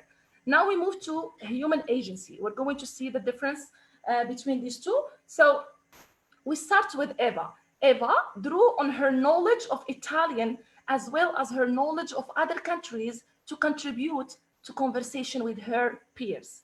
And Jolie developed both adults and child allies at school who were experienced speakers of English. So here we can say that both learners set up counters, discourses in which their identities could be respected and their resources valued, thereby enhancing the possibilities for shared conversation.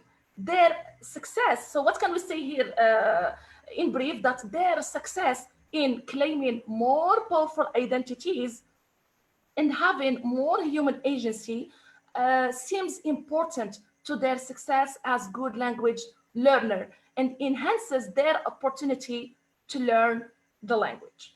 So I want to be brief, so let's go directly to the conclusion. So to conclude, in this article or in my part of the presentation, we have said that the proficiencies of the good language learners were bound up or were related not only to what they did individually, I'm talking about the learners, but also in the possibilities their communities offered them. That's all for my part. Thank you very much.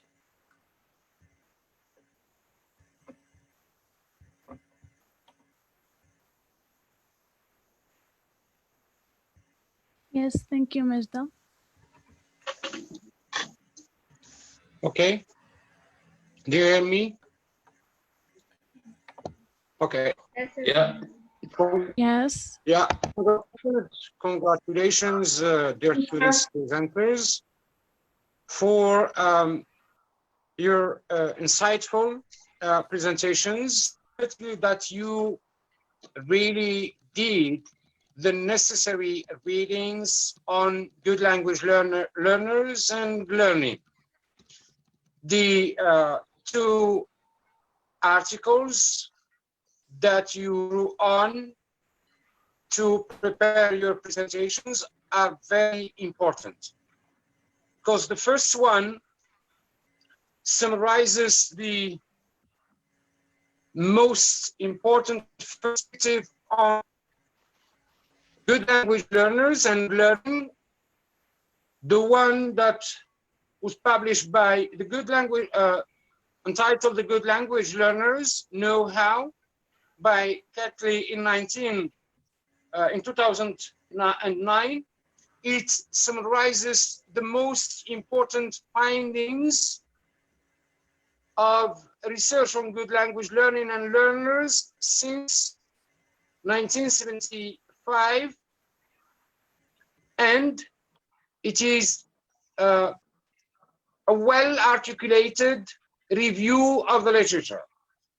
And the second one that I would advise you to read again and again, because it is it's not easy or as easy as you may think, because it is based on emerging approaches in the field of education, sociocultural approaches and sociocultural theories of learning.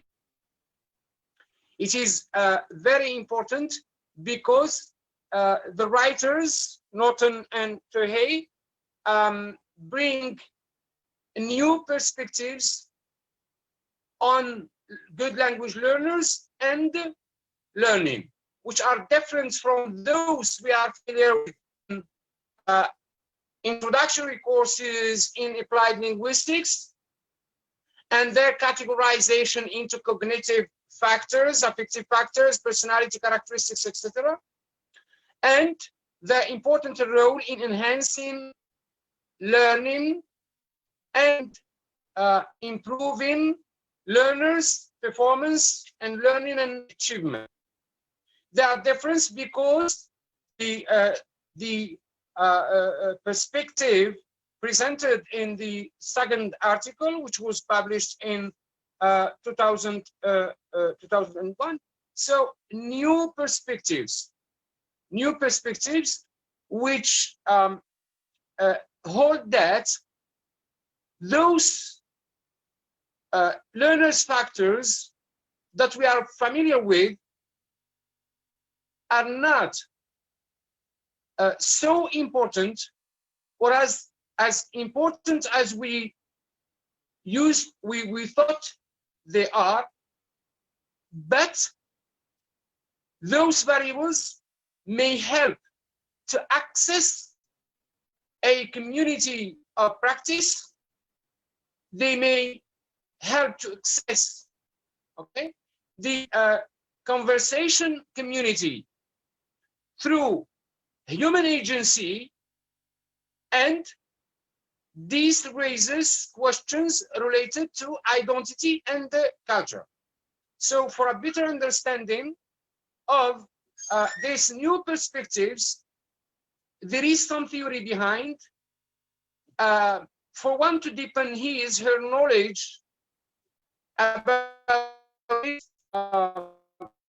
news, she has to do some readings which are or which fall within the scope of cultural studies. Some of our colleagues may enlighten us in this respect, such as Bach and other readings, other contributions in the field of sociology, philosophy, such as Pierre Bourdieu, okay?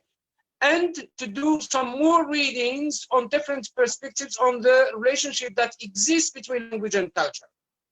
So these new perspectives are very thoughtful, and they may help to enlighten those who are concerned with issues in applied linguistics, which are by the end issues in education in general, to first maybe articulate new research in the future, to reconsider some of the stuff we have and that has become something taken for granted, particularly at this age, that sociocultural contexts, environments, either cultural or social, or learning environments are ever changing, and new unprecedented spaces are introduced as online spaces, cyber spaces, and new ways of thinking and connecting and networking have emerged.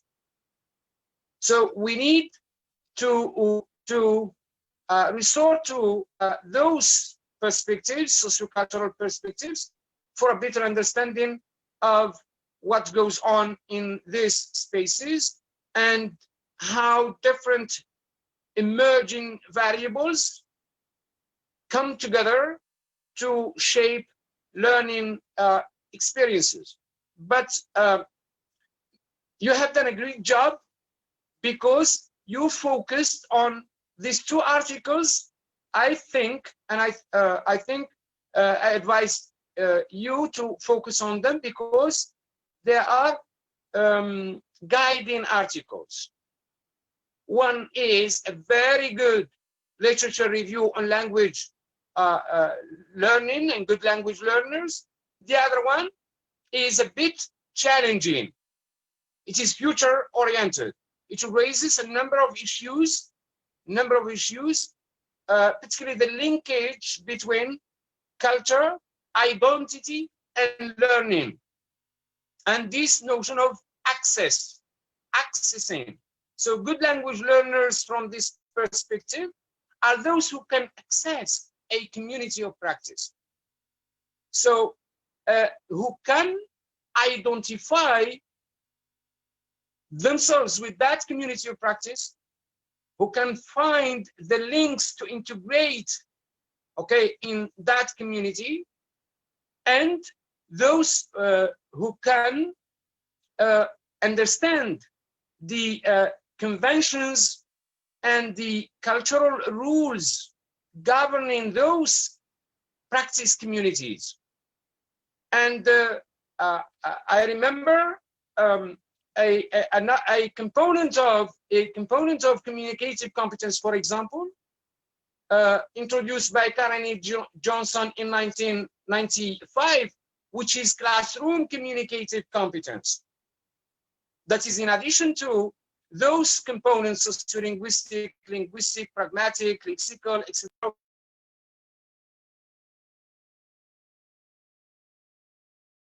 Competence in understanding the rules governing the classroom as a social context, and understanding of the conventions of the culture of the characterizing the classroom as a social context, or the education institution as a social context, as a cultural context. Okay, and of course we can extend this this concept of classroom communicative competence to what's going on virtually. We may talk on virtual communicative competence because the context is different.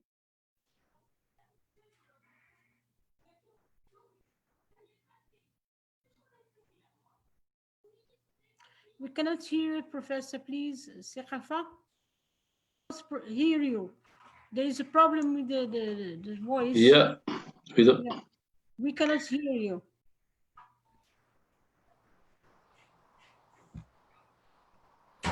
Professor KARFA, you should activate your mic.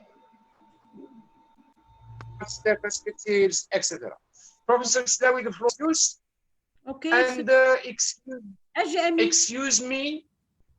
Yeah, excuse me. I will be absent for 20 minutes. I'm sorry. Someone I need to meet. He's at the door. Okay, so I will leave for 10, 15 minutes at most. Professor Slawi. Okay, Professor.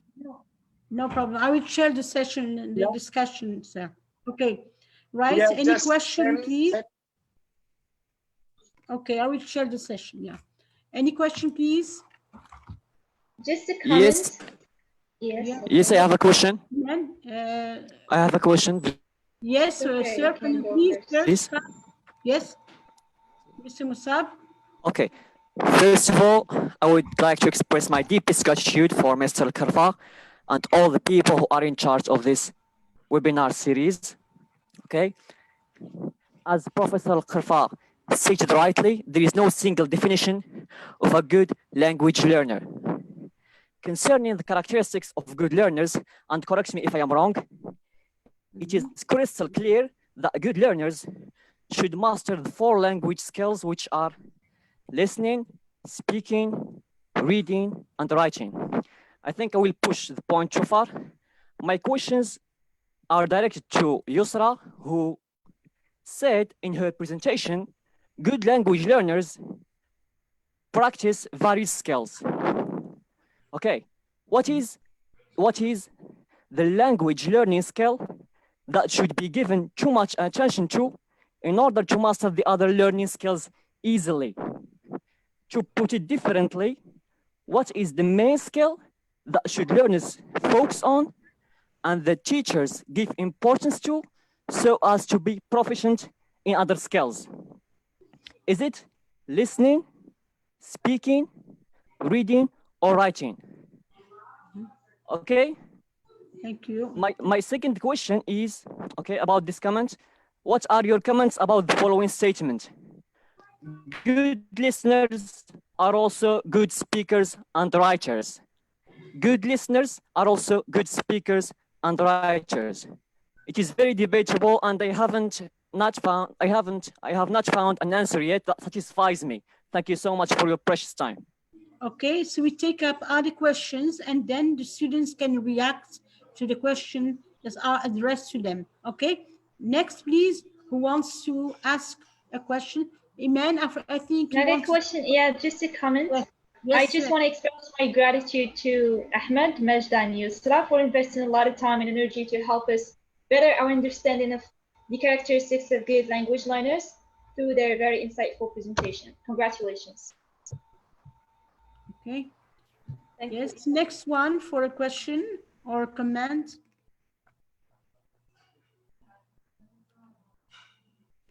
Okay, Yusra, can you please react to the previous question? Waiting for other questions to come. Yusra? Yes. Yes. Can you please react to the question just addressed to you? Okay. First of all, I would like to thank Mus'ab for his good question. So I have mentioned in my presentation that good language learners are able to master the 4 language skills, which means listening skill, speaking skill, writing, and reading, of course. Which one should be given the most importance? So this question, I think it has a simple answer. I also mentioned I have mentioned the answer in my presentation. I have said that the 4 language skills should be given the same importance. And particularly, I said that we should master both accuracy and fluency. Accuracy, which means we should master grammar, rules, and reading, and of course, speaking and writing. So I would like to say that the four skills should be given the same importance because the mastering of listening skill leads us to the mastering of speaking and so on and so forth. So the 4 skills are interrelated and we cannot separate between them. Thank you so much. Okay, I hope that Mrs. has got an answer. Yes. Professor? Yes, Miss, please, can you Thank you so much. Thank you so much. Yes, you're welcome. Yes, just an addition for what my friend Yusra has just said. I still remember one day, it's not one day because the teacher was always repeating this. My professor in Monisma University has always told us that a good speaker is a good listener and a good writer is a good reader.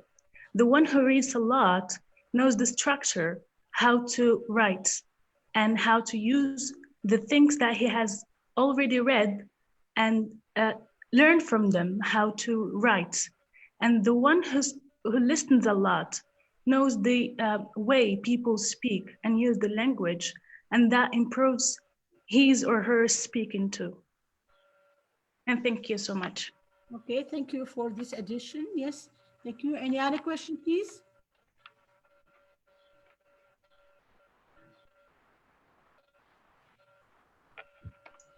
Please, I want to add something to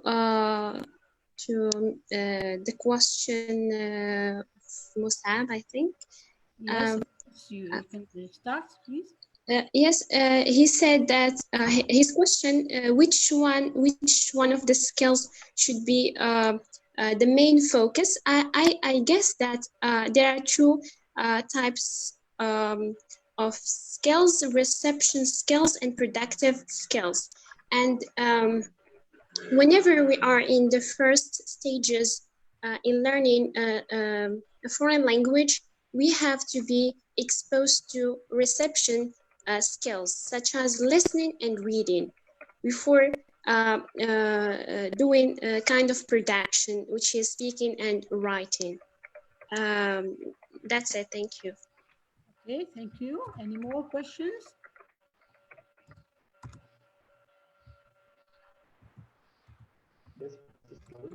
Yes, sir, please. Can you please ask a question?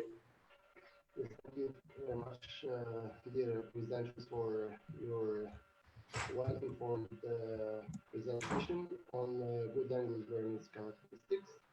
Now, my question is related to research on good language learners. How can we manage to include variables that are effective, and how can we ensure the reliability of carrying out research on good language learners, especially during this era of where there are a lot of factors that impact language learning due to virtual spaces, social cultural environments, classrooms, language learners, where there are a lot of factors, a lot of variables that influence good language learning in general. Thank you very much. Thank you. Thank you, Mr. Bin Dawood. Yes. You're welcome. My pleasure. Yes. Yes, who wants to react to Mr. Bin Dawood's question, please? So all the presenters can intervene.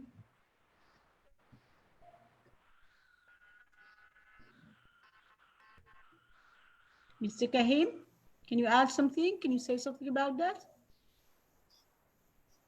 I'm sorry, I couldn't hear Mr. Nabil. Yes, the quality of the voice was a bit. Yeah, me too. I couldn't hear the question.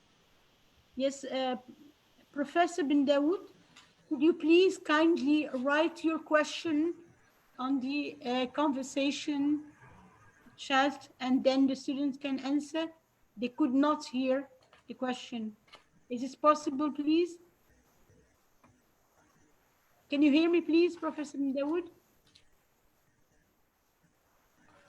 Yes, yes, I hear you, Professor Slawi. Yes, can you either repeat your question, if you don't mind? Sorry for that. Yes, because yes, can you please repeat it? Yes, please. Yes, how can we ensure the choice and the variables, the choice of the variables that can help us to carry out well-informed and insightful research into language characteristics, and how can we help us to guarantee that other variables that do not mingle and Please, Professor, we still cannot hear you. Okay, I will speak to him, Iman. I will speak to him. Yes. Yeah. Mr. Bin Dawood, yes, there seems to be a problem with your mic. Can you kindly please write your question on the conversation chat space, and then the students can react. Okay? Okay. Okay. I will write it down. Okay, next question, please. Okay, good. That's good, yeah.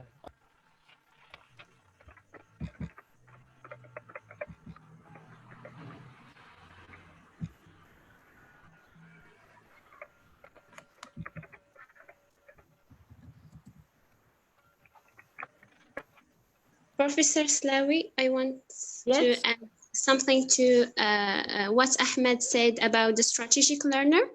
Okay, so please go ahead. Yes. When we talk about the strategic learners, we are talking about metacognition, prior knowledge, and repertoire of strategies. Metacognition are the methods used to help students understand the way they learn, and it is the ability to control their thinking processes through various strategies such as organizing, monitoring, and adapting. But what we mean by prior knowledge is the knowledge the learner already has before they meet new information. This knowledge helps learners generate questions, create images, and use analogical thinking. Besides that, it helps students take better decisions and allocate their mental resources to the task. The third one is a repertoire of strategies, meaning strategies like note-taking, scheming, using outline, generate diagrams and figures, the use of heuristics such as means and analysis to break ill-defined learning tasks into manageable parts. Without a repertoire, learners cannot match strategies to different tasks. And that's it. Thank you. Thank you. Yes. Any other question? Let's just take up many questions and then the students can answer afterwards. Any other person who would like to address a question to the presenters? Or any other question, of course? Professor Slawi? Yes, please, I have one question. Okay, go ahead. Yes, you go ahead, please. Okay. Professor? Yes, I'm listening to you. I'm listening to you, Mariam. Yes, I don't have a question, but it's just an intervention. Of course, you can. Thank you. So first of all, I would very much like to thank you all for creating this community and for your insightful and informative presentations. So as we know, in much second language acquisition research, as in the good language learner studies, researchers refer to context or the environment of L2 learning. So in this context, the approach to good language learning focus not only on learners' internal characteristics, but also on learning strategies or linguistic output, but also on the reception of their actions in particular sociocultural communities. So here I can refer to David or to David's 1995, who sees context as a modifier of the internal activity that occurred in individual language learners. So here, the question of interest, it's not a question, but it's just a question that can be delivered. It's just a question of interest. So the question of interest were how good learners approached language learning tasks differently from poor learners, and what characteristics of learners predisposed them to good or poor learning. So here we have to pay attention to two different characteristics, internal characteristics, as well as sociocultural communities or the context in which the learner learn his or her language. So here the context is of paramount importance to take into consideration as Davis 1995 consider it as a modifier of the internal activity in individual language learners. Thank you so much. Thank you, Mariam. Thank you very much for your comments. Yes. Any other one who wants to add a question or comments or? Yes, please. I have only one question. Yes, so please. What do you think are some of the ways that can help students find the opportune learning style that suits them? This is my question. Yes, could you react to Miss Iman's question, please? Yes, Professor, can I answer, Iman? Yes, of course, Miss Azim.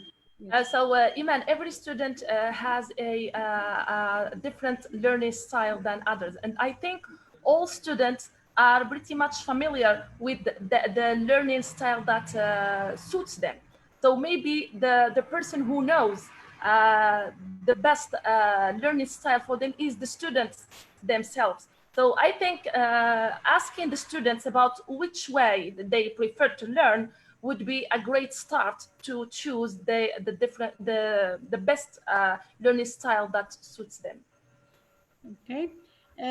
Mr. bin Dawood Nadif has posted his question in the conversation space. So please read it and you can also answer his question, please. The three of you. Can I please answer because it is somehow related to my part? Of course. Okay, thank you.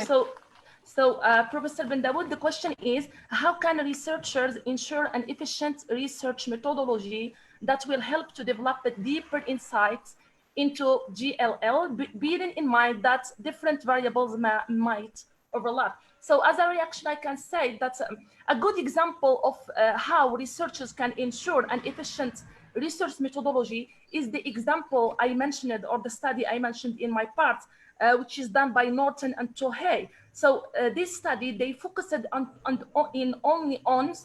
only two variables, which are the community practices and the human agency of the learners. So it's true that variables can overlap, but I think being selective on choosing the variables that will help in the research is very important. So as we can see in this study, which is very successful, which has been done with Eva and Jolie. So the two variables, community practices and human agency, did provide us with the results we were looking for. Thank you, Majda. Thank you. Yes, Kahin and also Al-Amrawi, Yusra. Can you make any addition to what Majda said? If ever, if not, we can move on to another question. Do you have any questions for the presenters, please? Yes, Professor. Yes, please go on. Yeah. To what extent the personality of a learner is a major factor in determining the level of success? Indeed, most teachers believe that extroverts will be the most successful second language learners, but it is argued that by having the appropriate personality for second language learning, extroverts benefit both inside and outside the classroom, because successful second language learning is best achieved by actual language use. What do you think? Yes.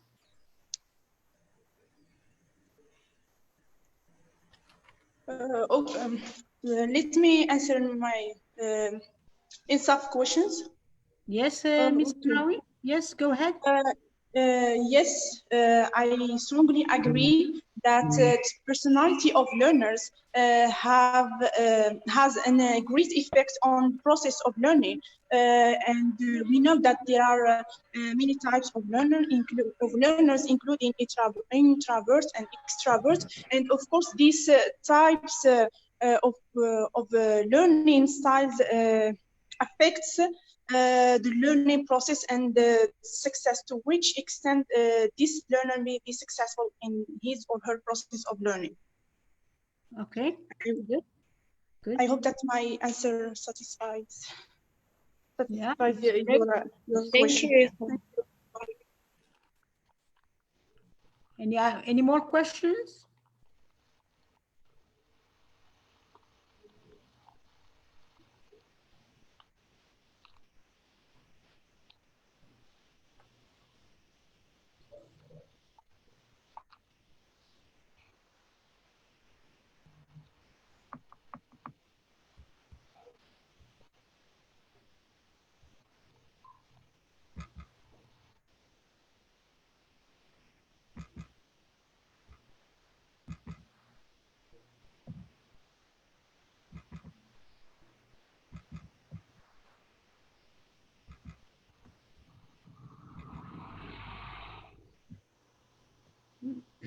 Yes, we're waiting for more questions. Yes, madam. Yes, Manal. Go on. I was waiting for the answer for Mariam's question because I had the same one. Has the presenters answered it or not? Yes, can you read? Which one, Manal? Mariam's question. The girl has asked a question, But which was very interesting. I think Miriam has only made some comments and some. Yeah, I had a question, but had a question just intervene. Yeah, sorry. Yes. Yeah, I asked a question. I asked a question, but it is not supposed to be answered.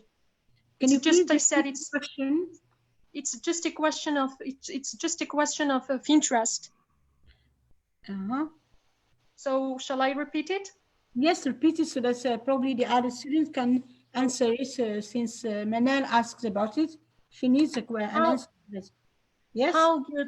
How good learners approach language learning tasks differently from poor learners, and what characteristics of learners predispose them to good or poor learning? Yeah. So that's the question. Okay, yes. Kahim, thank you, Professor. You are welcome. Kahim, Azami, Miss Azami, and also yes, Professor. Miss Amraoui.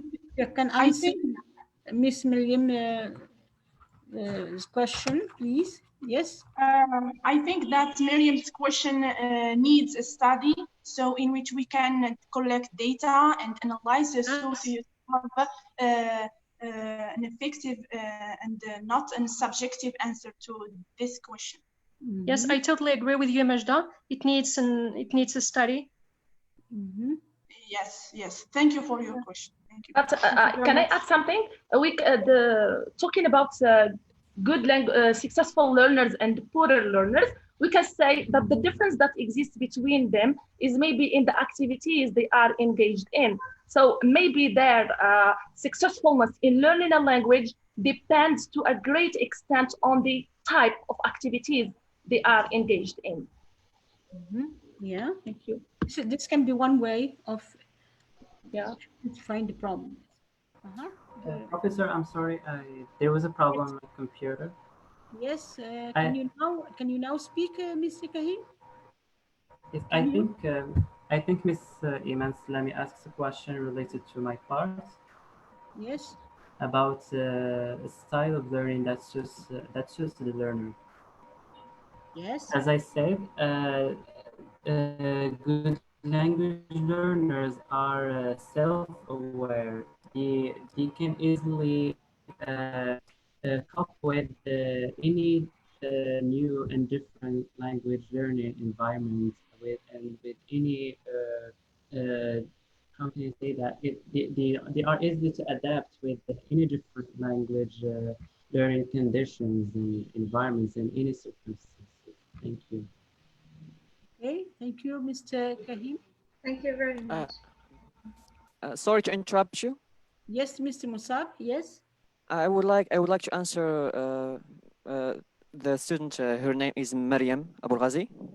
Yes. Personally speaking, I think that good language learners are smart learners. The problem in our educational system that learning by heart is deeply rooted in it. Okay, a lot of learners just learn by heart. They don't use the language, and the language, if we don't use it, we will lose it. We have to produce our creative sentences. Okay, they do not develop that critical thinking skill that can allow them to produce their own sentences. Okay, as cognitivism states. Okay, that's it. Okay, yes, Mr. Musab, thank you. Yes, any further question or comments?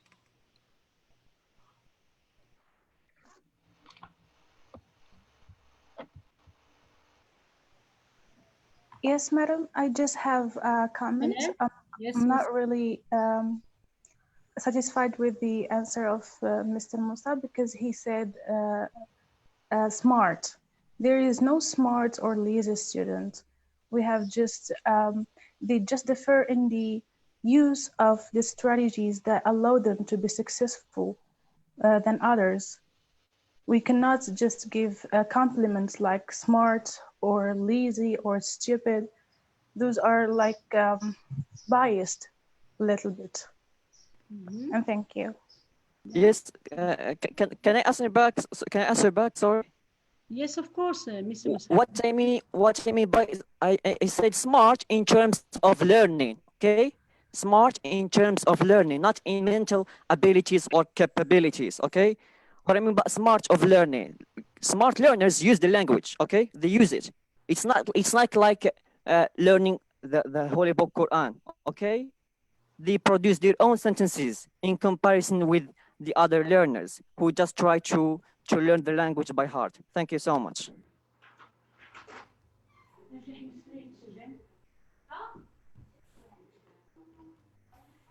Yes, Mr. Aziz Khan. Yes. Yes, sir. The floor is yours. Can you ask a question? Just on that one with my friend has mentioned about idea artists. Speak about different attitudes. I'm sorry, Mohamed, but the quality of the voice is not really clear. Mr. Khan, we can't hear you well. There's a problem with your mics, please.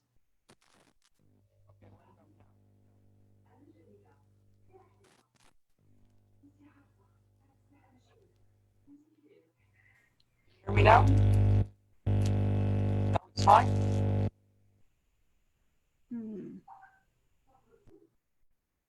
There is some problem with your mic.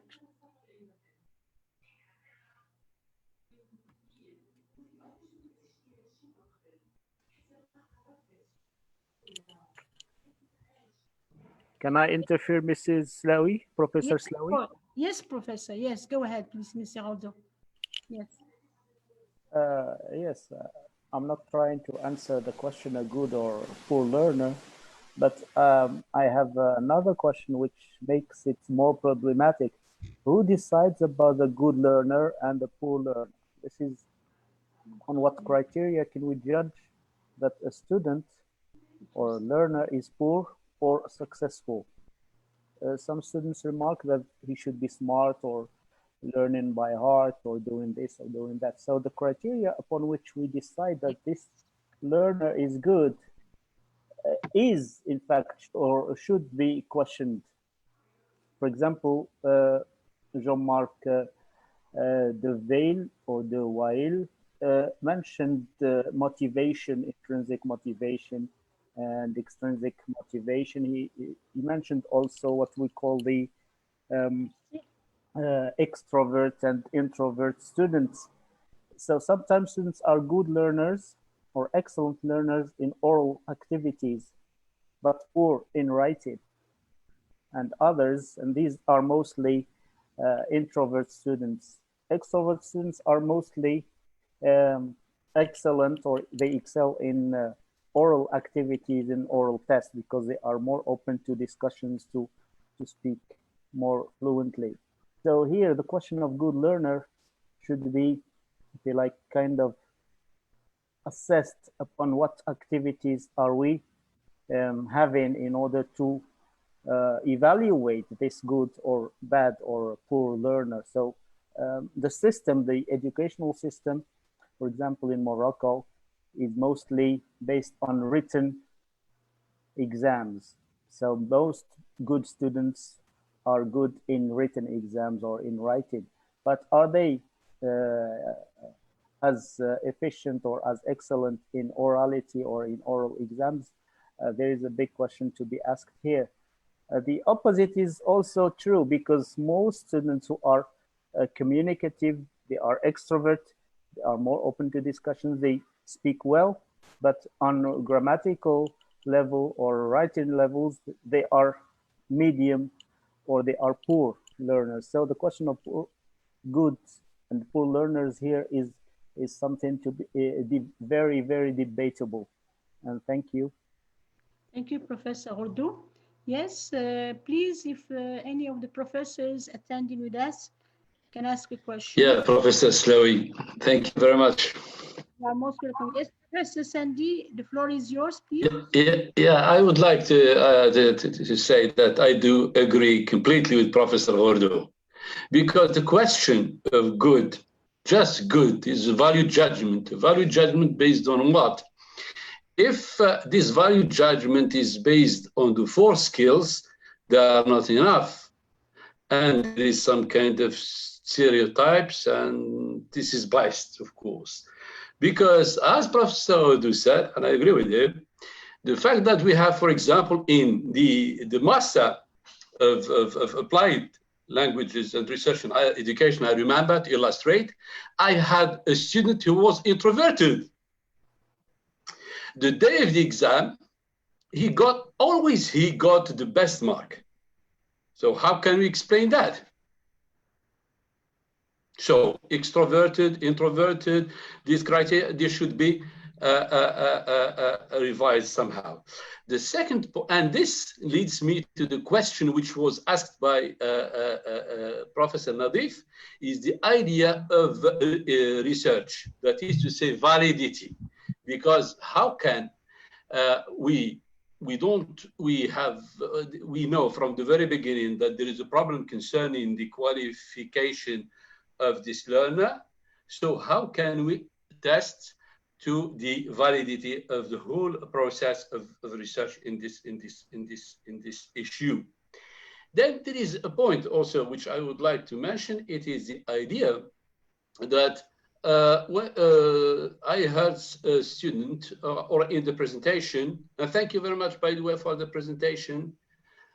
There is the idea of the 4 skills. The 4 skills are not enough. There is something which is very much important, which is not mentioned, which is critical thinking. Yes. Critical thinking is very much important. You can have a student who speaks well.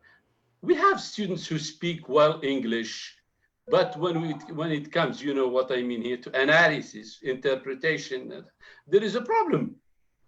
We find that are very flat. They are not deep.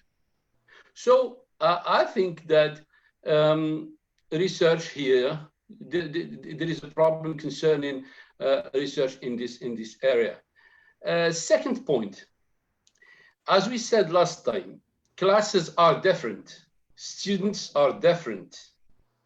So when we talk about learners or a learner, I prefer to say students. This is what I say all the time, because classroom is a context which englobes or involves many contexts.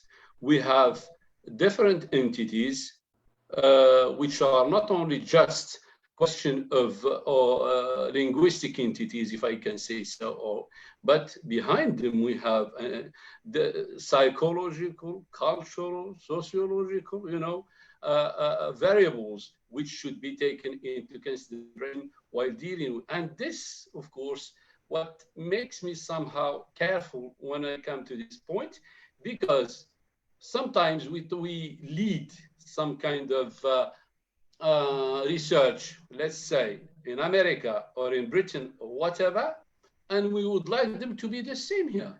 That's not possible.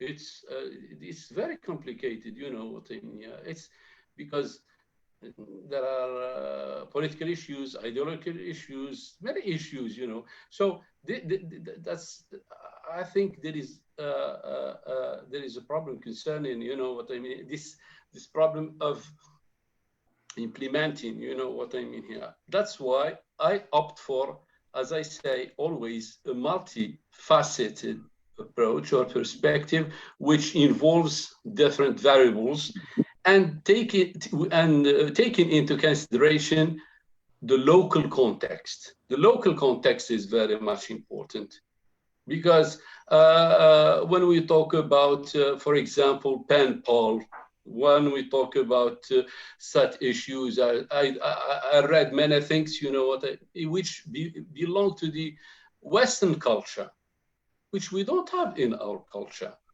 So this is very, very, very problematic to come and say.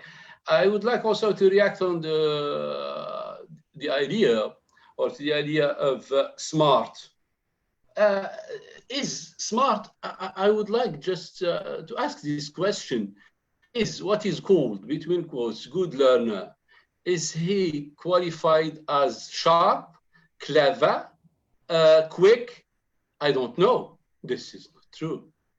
This is not true. This is not true, because he might be something else, because I don't know the criteria on which such a judgment, you know what I mean here, is built. Thank you, Professor Slavi. Thank you for the presenter. And I think Professor Jane, has mentioned the issue of the difficulties of providing a good definition of what a good learner is. I mean, this is a very problematic issue, even at the level of defining the term, the concept itself. Yes, because given all those variables they mentioned, Professor Sidi, the context, the individual, the personal issues related to the learner himself, and what do we mean by smart, what do we mean by good, it remains something which is very relative. We cannot generalize. Yes, thank you.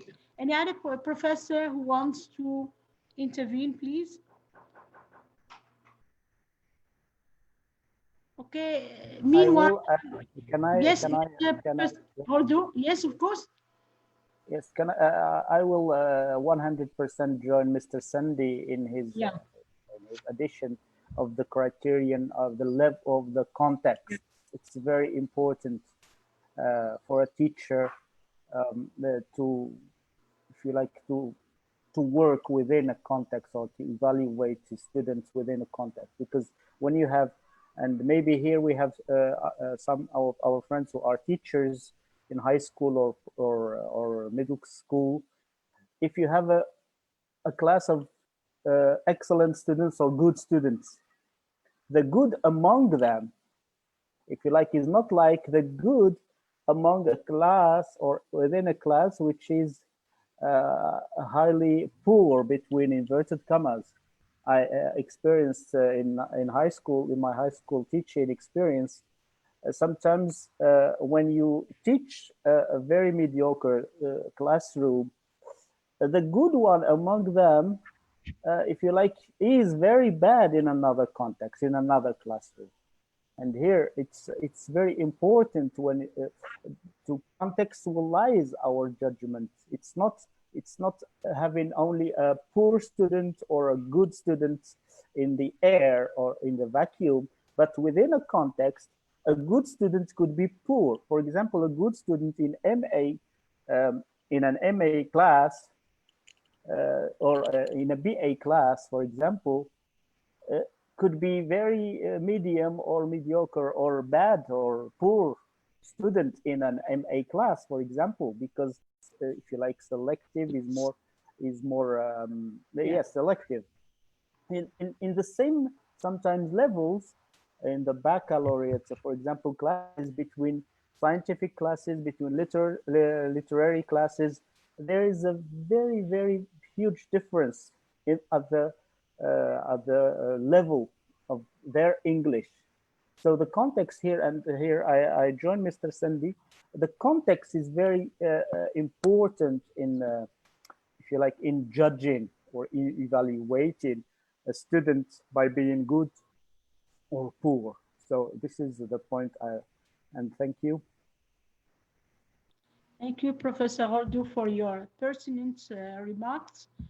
Any further, please, remarks or questions? Professor? Yes, Ms. Amraoui? I would like to add an idea. So as nowadays, as students, we are not only required to acquire what is called the low critical thinking skills, namely memorizing, which means that we master which is given in the classroom, and on the day of the exam will be written what we have consumed passively.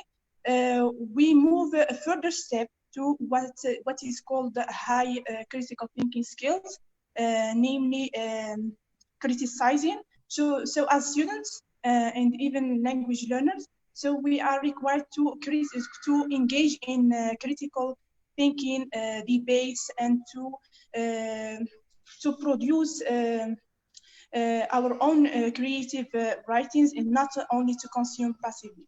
And thank you. Yes, yes, thank you, Ms. Yusra. This is also going with what Professor Sandy mentioned about critical thinking. Yes, it's a matter of yes, yeah, yes. Ilham, would you like to intervene? Yeah, just hello everybody first. Thank you for this webinar, and I would like to congratulate you, my classmate. You did a great job, by the way. Thank you. Thank you. You are welcome. So, indeed, it is just an addition. I mean that we talked a lot about the things that make learner good at his learning or her learning. That means that he should control his or her learning. He should be smart, active, a weak learner, and so on and so forth. But we forget another thing which I think is very important, which is teacher. This is not a question, but what is the role of teacher in helping his students to be good at their learning? I think that to be a good learner, we need help. We need assistance, which is going to be, for sure, given by our professors and our teachers. So to be smart, to be good thinker, and so on and to be critical, we need someone to help us. And this help is going to be given by our professors and teachers. So I think that in order to achieve this, teachers should encourage their students to be risk-taking, help them to be psychologically safe through permitting them to change their state. This is just an example. If they are not comfortable, and pushing them to express their thoughts freely without fear or shame. So in the end, you will minimize anxiety and fear. And this will help them indeed. This is just an example. And this example will help them to be good at their learning. So this is, and thank you very much. Okay, thank you, Ilham, for your remarks and questions. Yes, okay. Please, I have a comment. Yes, please. Yes. Iman, very brief, because Professor KARFA wants to give the floor to the professors joining us. Okay, very concise. Okay, I'll be very brief. I just want to join Professor Sandy and Professor Wardo's points of view about the context, and I want to mention Albert Einstein's quote when he said, "If you judge a fish by its ability to climb a tree, it will live its whole life believing that it is stupid." So it is important to put the student in the right context to be perceived as a good learner. Yes, that's it. Thank you. Yes, we'd like to hear from our colleagues if they have any comments or questions or additions.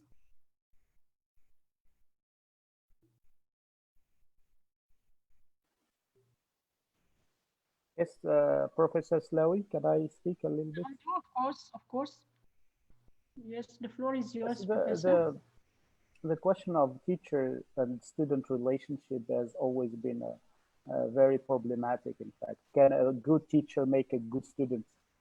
That's the very big or $1 million question. If you are a good teacher, can you make a good learner? Can you make a good student? That's a very important question. And I think that all good teachers, between brackets, good teachers, they ask this question.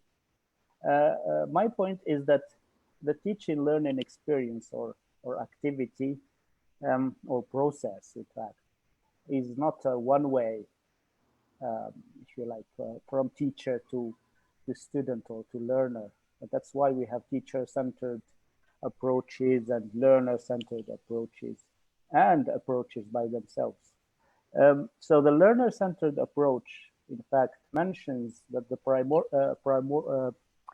primary, if you like, priority is for learners, for students. So we should start from the learner's needs in order to respond to them, to these needs, and as teachers to respond to these needs and try to, if you like, make the necessary amendments or judgments or evaluation or assessment or whatever we can call it, or remedial work.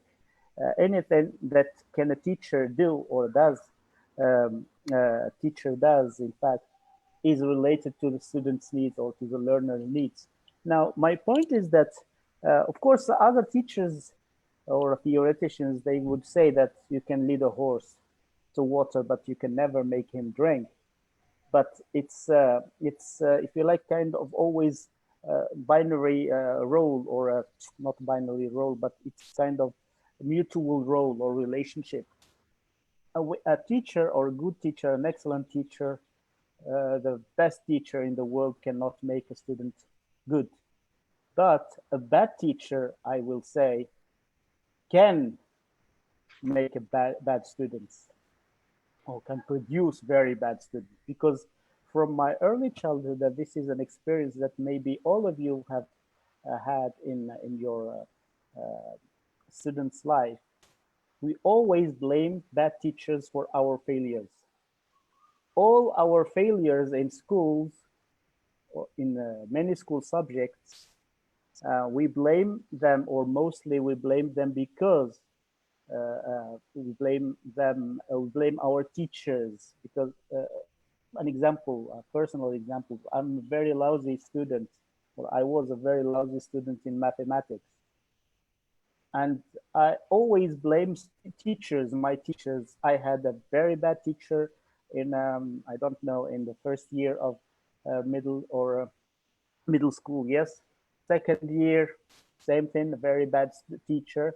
And until now, I am blaming my teachers of mathematics to be at the origin of my being bad student in mathematics. I think that we have this experience. We, as students, we tend to blame teachers or bad teachers for not making the effort, the necessary effort to make us good learners in that. We don't blame ourselves. We don't say that we didn't make the necessary effort, but we blame always the teacher for not giving us the, if you like, the right remedy to be a good student. This is my sharing of, if you like, student-teacher relationship or roles, in fact. Thank you. Thank you, Professor Ordu. Yes, I also joined Professor Sandy about the idea of context. What can be, for example, motivating in one context may not be so in another context. For example, let's take the example of humor. Humor in Western context is sometimes taken as a technique, as a strategy for removing anxiety and other issues. But here in Moroccan context, probably if you use humor in your class, you may not be taken seriously by your students, for example. So this student-teacher relationship may not be taken as fixed. It's something which is dynamic and which is likely to be changed according to the context where you find yourself. Okay, this is just a small addition I can make. Yes.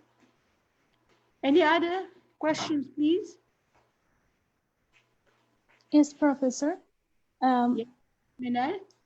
I do strongly agree with you. Talking about culture is a really important thing. For example, a compliment in the USA is can be an insult in Morocco. For example, when you say to somebody, you work like a donkey in the USA, which means that you are working hard and you're a hard-working student. Yeah. And if you told this to a Moroccan student, which means that you are dumb and you don't understand anything. So culture is really important while talking about learning a language. You should first learn the culture of that language. And thank you so much. Yes, I have an addition, please. Yes, yes, of course. Yeah, Yes. thank you very much. So I just want to say that in the teacher and student role. How can a teacher identify the students' ideologies if he cannot, for example, have a general idea about all the psychological and how students may think and their way of thinking? So for a good interaction between the students and the teacher should have a general idea about many different ideologies, introvert, extrovert, and many others. So everything can be very educational. And thank you very much. Okay, thank you. Yeah.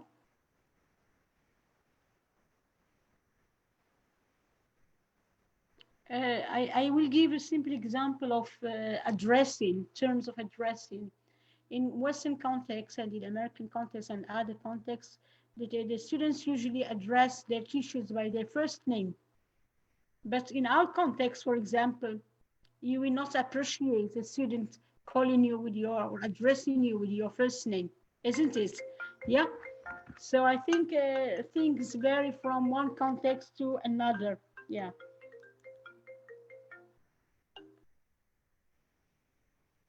Yes. Yes, are you? Are you? Yes, I'm here. Yes, would you like to ask a question? Yes, how can a teacher identify multiple different students' ideologies and their way of getting the idea? The introvert and extrovert, many different ideologies too, and the psychological identity. Thank you very much. Yeah, anyone who wants to answer Ayub's question? Professor Sandy? Yeah, I think that when you are well equipped, that's why, once again, multidisciplinarity is very much important. Don't limit yourself to one area. Once you have, I would say, enough knowledge of teaching, once you have enough knowledge of approaches, then you read, I'm talking at least about small classes like MAs, you read your students. First meeting, second meeting, then you started reading them. It started just from their participation or non-participation, from their behavior, from their attitudes, you started, to read them. And with time, and I take the class always as a kind of a journey, adventure, you started to know them one by one. They are not going to give you an idea about them. You have to. But this, and here, once again, it's up to the teacher. But at the same time, the student, should help somehow, because teaching is not just one way. It's not one-way operation. A successful class, a successful operation or enterprise of teaching is when there is a kind of, I would not say harmony, but when there is somehow some kind of enough knowledge between the teacher and the student. And I think that it's up to the teacher here to understand you, your needs, your desires, your weaknesses, your And I think with time, teachers acquire that. And I think it's a question of, also there is something very much important about which we have not mentioned, is also how do we consider what's teaching? We talk about learning. Teaching is also to put into question. That's very much important. Thank you.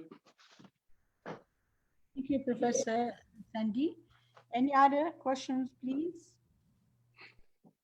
Dear colleagues, do you have any question, any addition, comments, or whatever?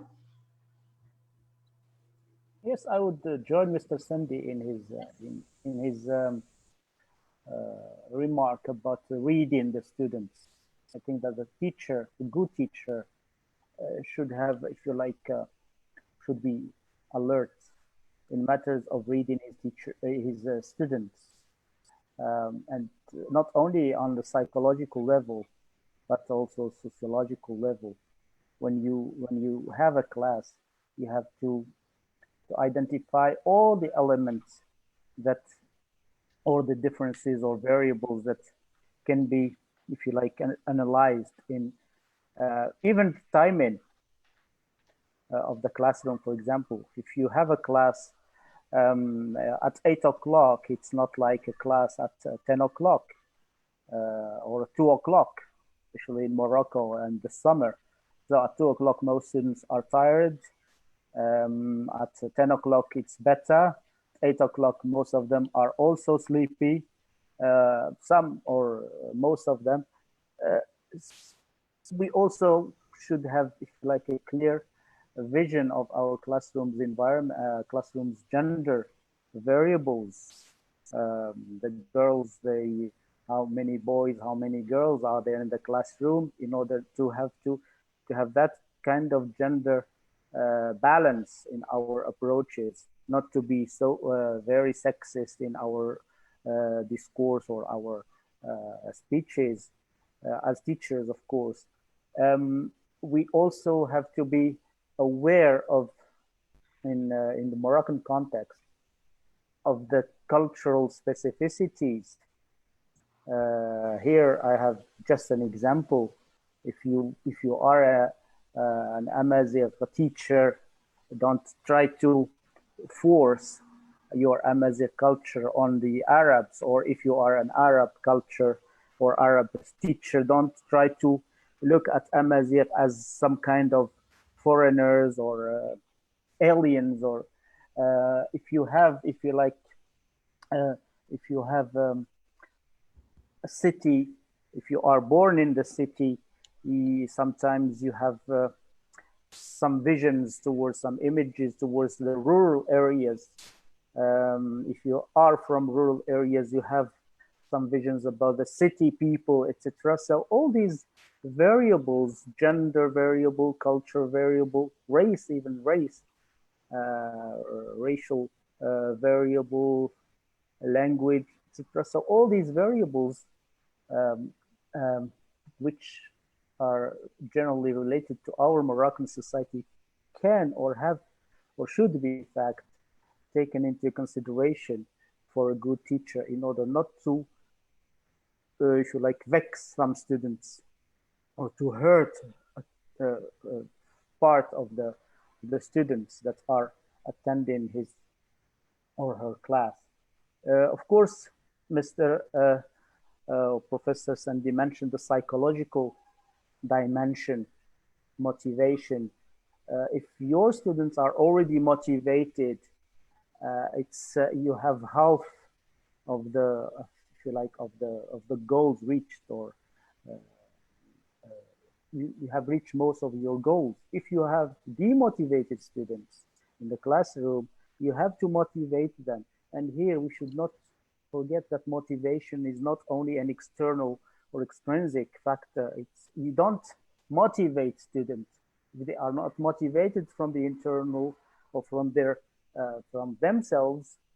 No matter what you do, sometimes you can never motivate them. So you have to just play, if you like, on a multitude of roles, psychologists, sociologists, and try to be as friendly as possible, as Mrs. Slawi or Professor Slawi said, in matters of humor. You can use humor in, if you like, more or less more degrees, in order not to be taken not seriously, not to be seen as a clown or something in the classroom. So you have to play on different roles, to play on different, I will say, not roles, but ropes, hibal.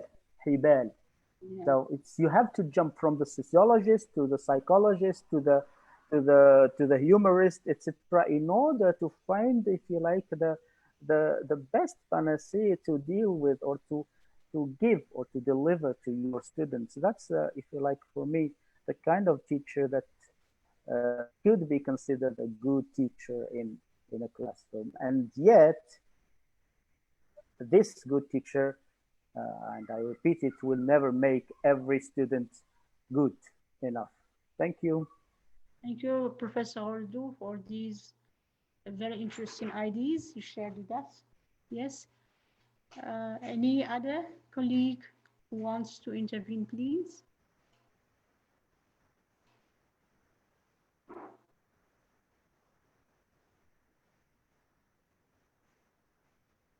Professor Slawi, I am back. Excuse me.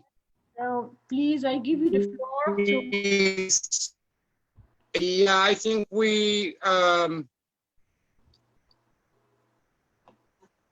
close, yes, so, or we listen to some of our colleagues. Okay. Yes, of course. The floor Yes, is yours. I haven't been following Professor Slawi. Shall we close the meeting? Yes, if there are any more questions, they are welcome. Professors are welcome. If not, we can wrap up and close this webinar, as you like, Professor. So we call for other questions if there are no more questions, dear colleagues and students. Okay, so I think we close because yeah. Okay, I think there is a question. It's not a question. I just would like to join Professor Ordu and Professor Sidi in what they have been talking about. With respect to categorizing students or learners into good or poor or bad, to me, it's not a matter of either black and white. A good learner, to me, has always the potential of becoming better, and he or she can always decline. And a poor learner has always the potential of becoming a better learner. It depends on a lot of variables and a lot of circumstances, but I believe that the role of the teacher is very important.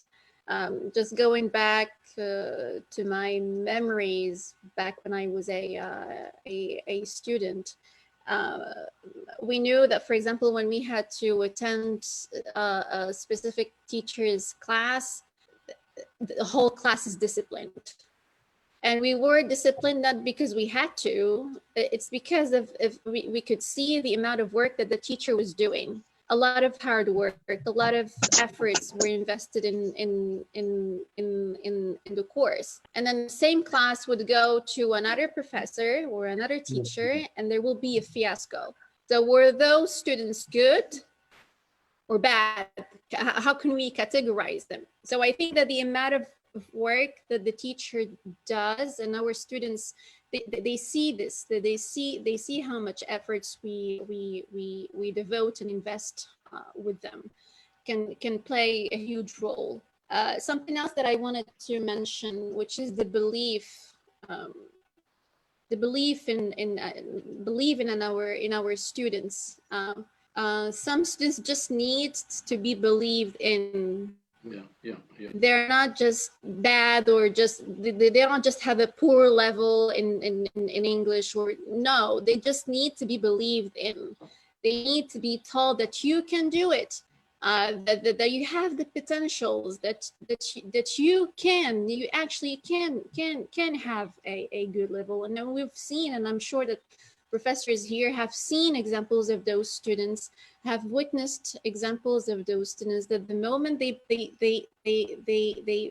find out that there's somebody who actually believes in them, they start doing wonders. So again, the relationship between the teacher and the student can be very, very decisive in this matter. So it's not just good, bad, but it's a lot of things going on in between. Yeah. So that's what I wanted to add. Very much, Professor Ghassi, for your enlightening ideas. Yes. Yeah, thank you very much, Professor Slawi and Professor Karima, for your contribution. I would like to thank all my colleagues and students for their insightful contributions. And I'd like to extend thanks to our guest who left the webinar for to do another webinar. All my colleagues from, because I don't have the list, I don't know who has joined us. I haven't been following. Thank you very much for your encouragement, assessment, for joining the efforts being done by the academic team of the Master Program Applied Language Studies and Research in Higher Education. The objective, or the main objective of this webinar series, including today's seminar, is to raise the most important issues and questions involved in applied linguistics, issues in applied linguistics, which are essentially educational in nature and essence. That is to try to enlighten our students, to help them know about the major changes that have been going on in the field of education in general and English language teaching in particular. The field of education for a language education is so or has become so complex,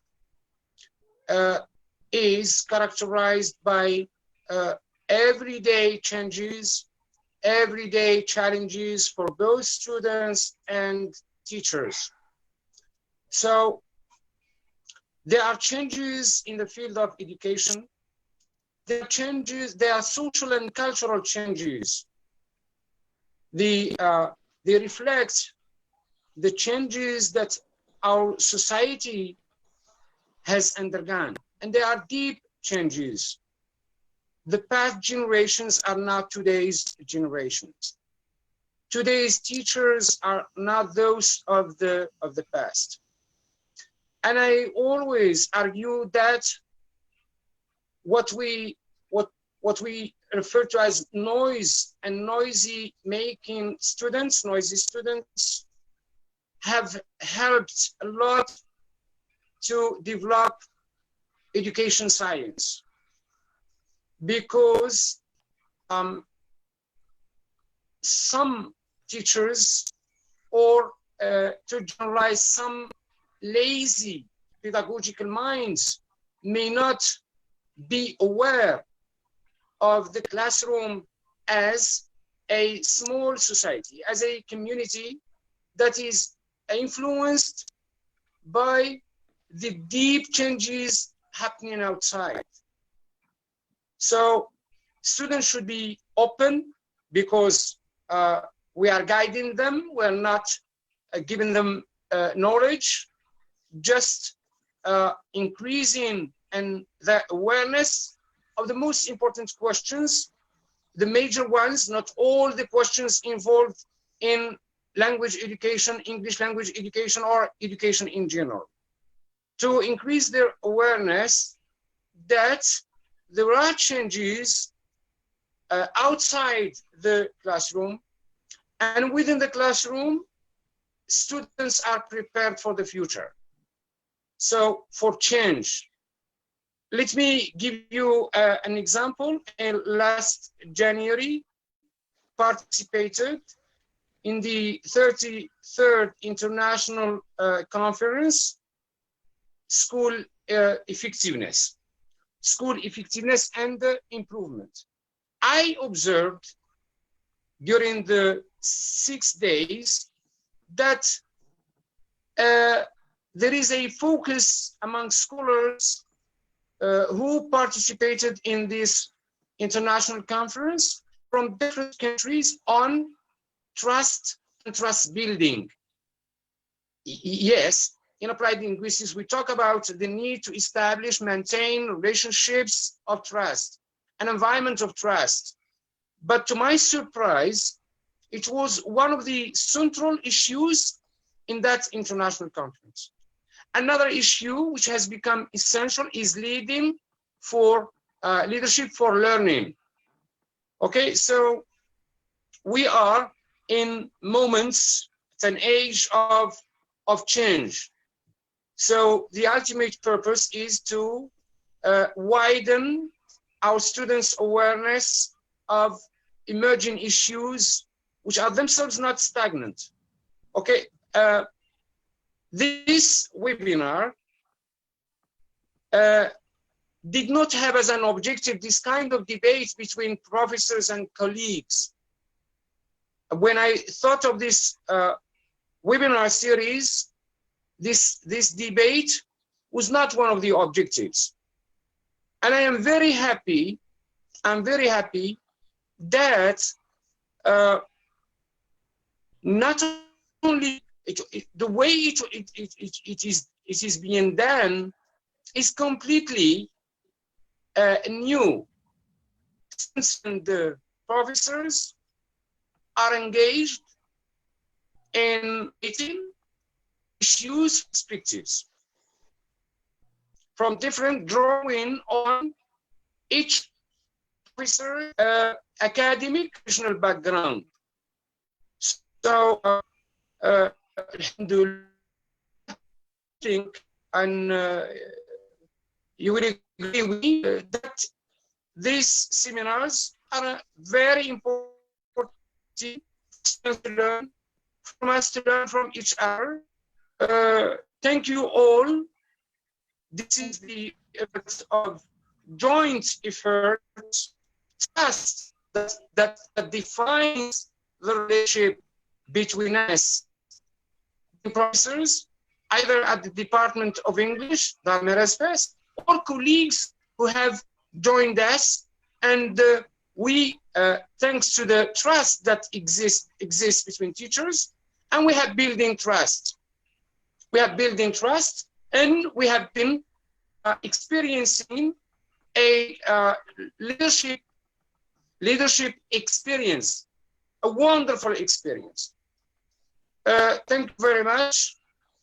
Thank you, Professor Slawi, for your time, energy, effort, patience to make these webinars, or this webinar series success.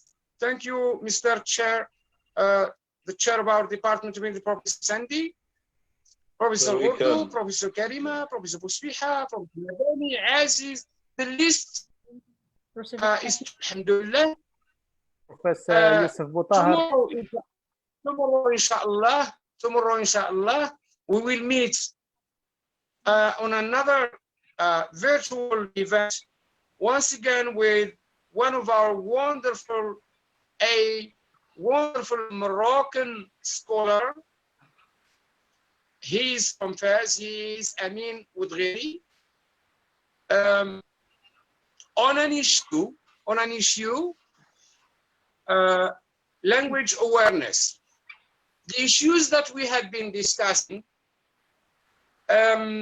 yield themselves for public general debate, because we are in e-learning, distance education, lifelong learning, etc. Language awareness is a more or less specific that I'm sure Professor Woudgheri would bring his experience and certainly enlighten us. The following day, Friday, we will meet one of the most wonderful colleagues at the professional, academic, and the human levels. He is Professor Bouziane Abdelmajid, and will join him, his partner is our dear colleague, friend, Professor Karima Belghiti, on Thank you, assessment Professor in general. And thank you yeah, so thank you much. very much. Thank you very much, Karima, for joining this aching issue. We have to admit it is an aching issue because assessment has never been fully considered in, at least in our country. We think of the objectives, we think of the, and assessment There's a scarcity of research when it comes to assessment, yes. Yeah. And then we think, we set the whole program, later on we talk about, then we decide about assessment, which is strange. An assessment is very difficult issue to address. I trust Professor Karima and Professor Bouziane, they will enlighten us. Particularly that assessment has become an important issue in what has come to be referred to as critical applied linguistics. Because assessment within the emerging framework of applied linguistics, assessment is closely linked to students' rights. Okay, I say this not because I'm student friendly or I am a human rights activist, but this is critical applied linguistics, and I.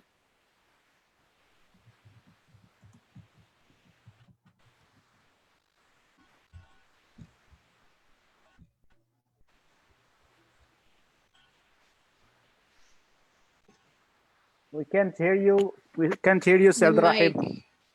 Your microphone is off. Can you please turn it on?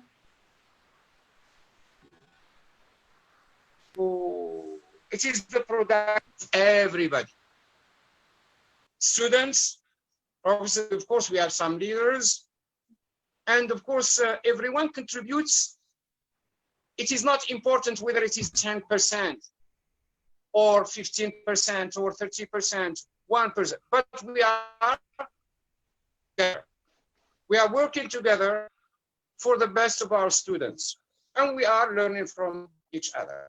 Thank you very much. Shukran bzaf. Sada Slawi, Professor Slawi, the floor is yours to close. Yes, thank you very much, Professor KARFA. Okay.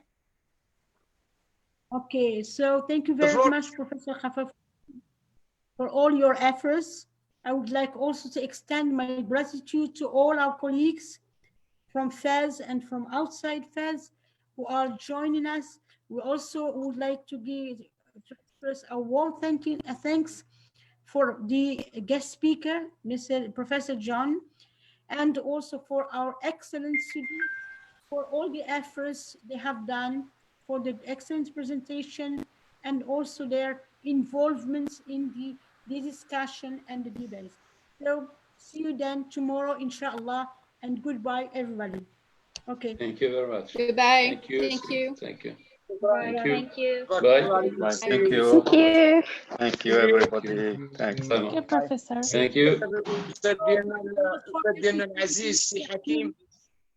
جميع الأساتذة Okay. بارك الله فيك. Thank you for this wonderful meeting. Thank you very much. سيدة كريمة وسيدة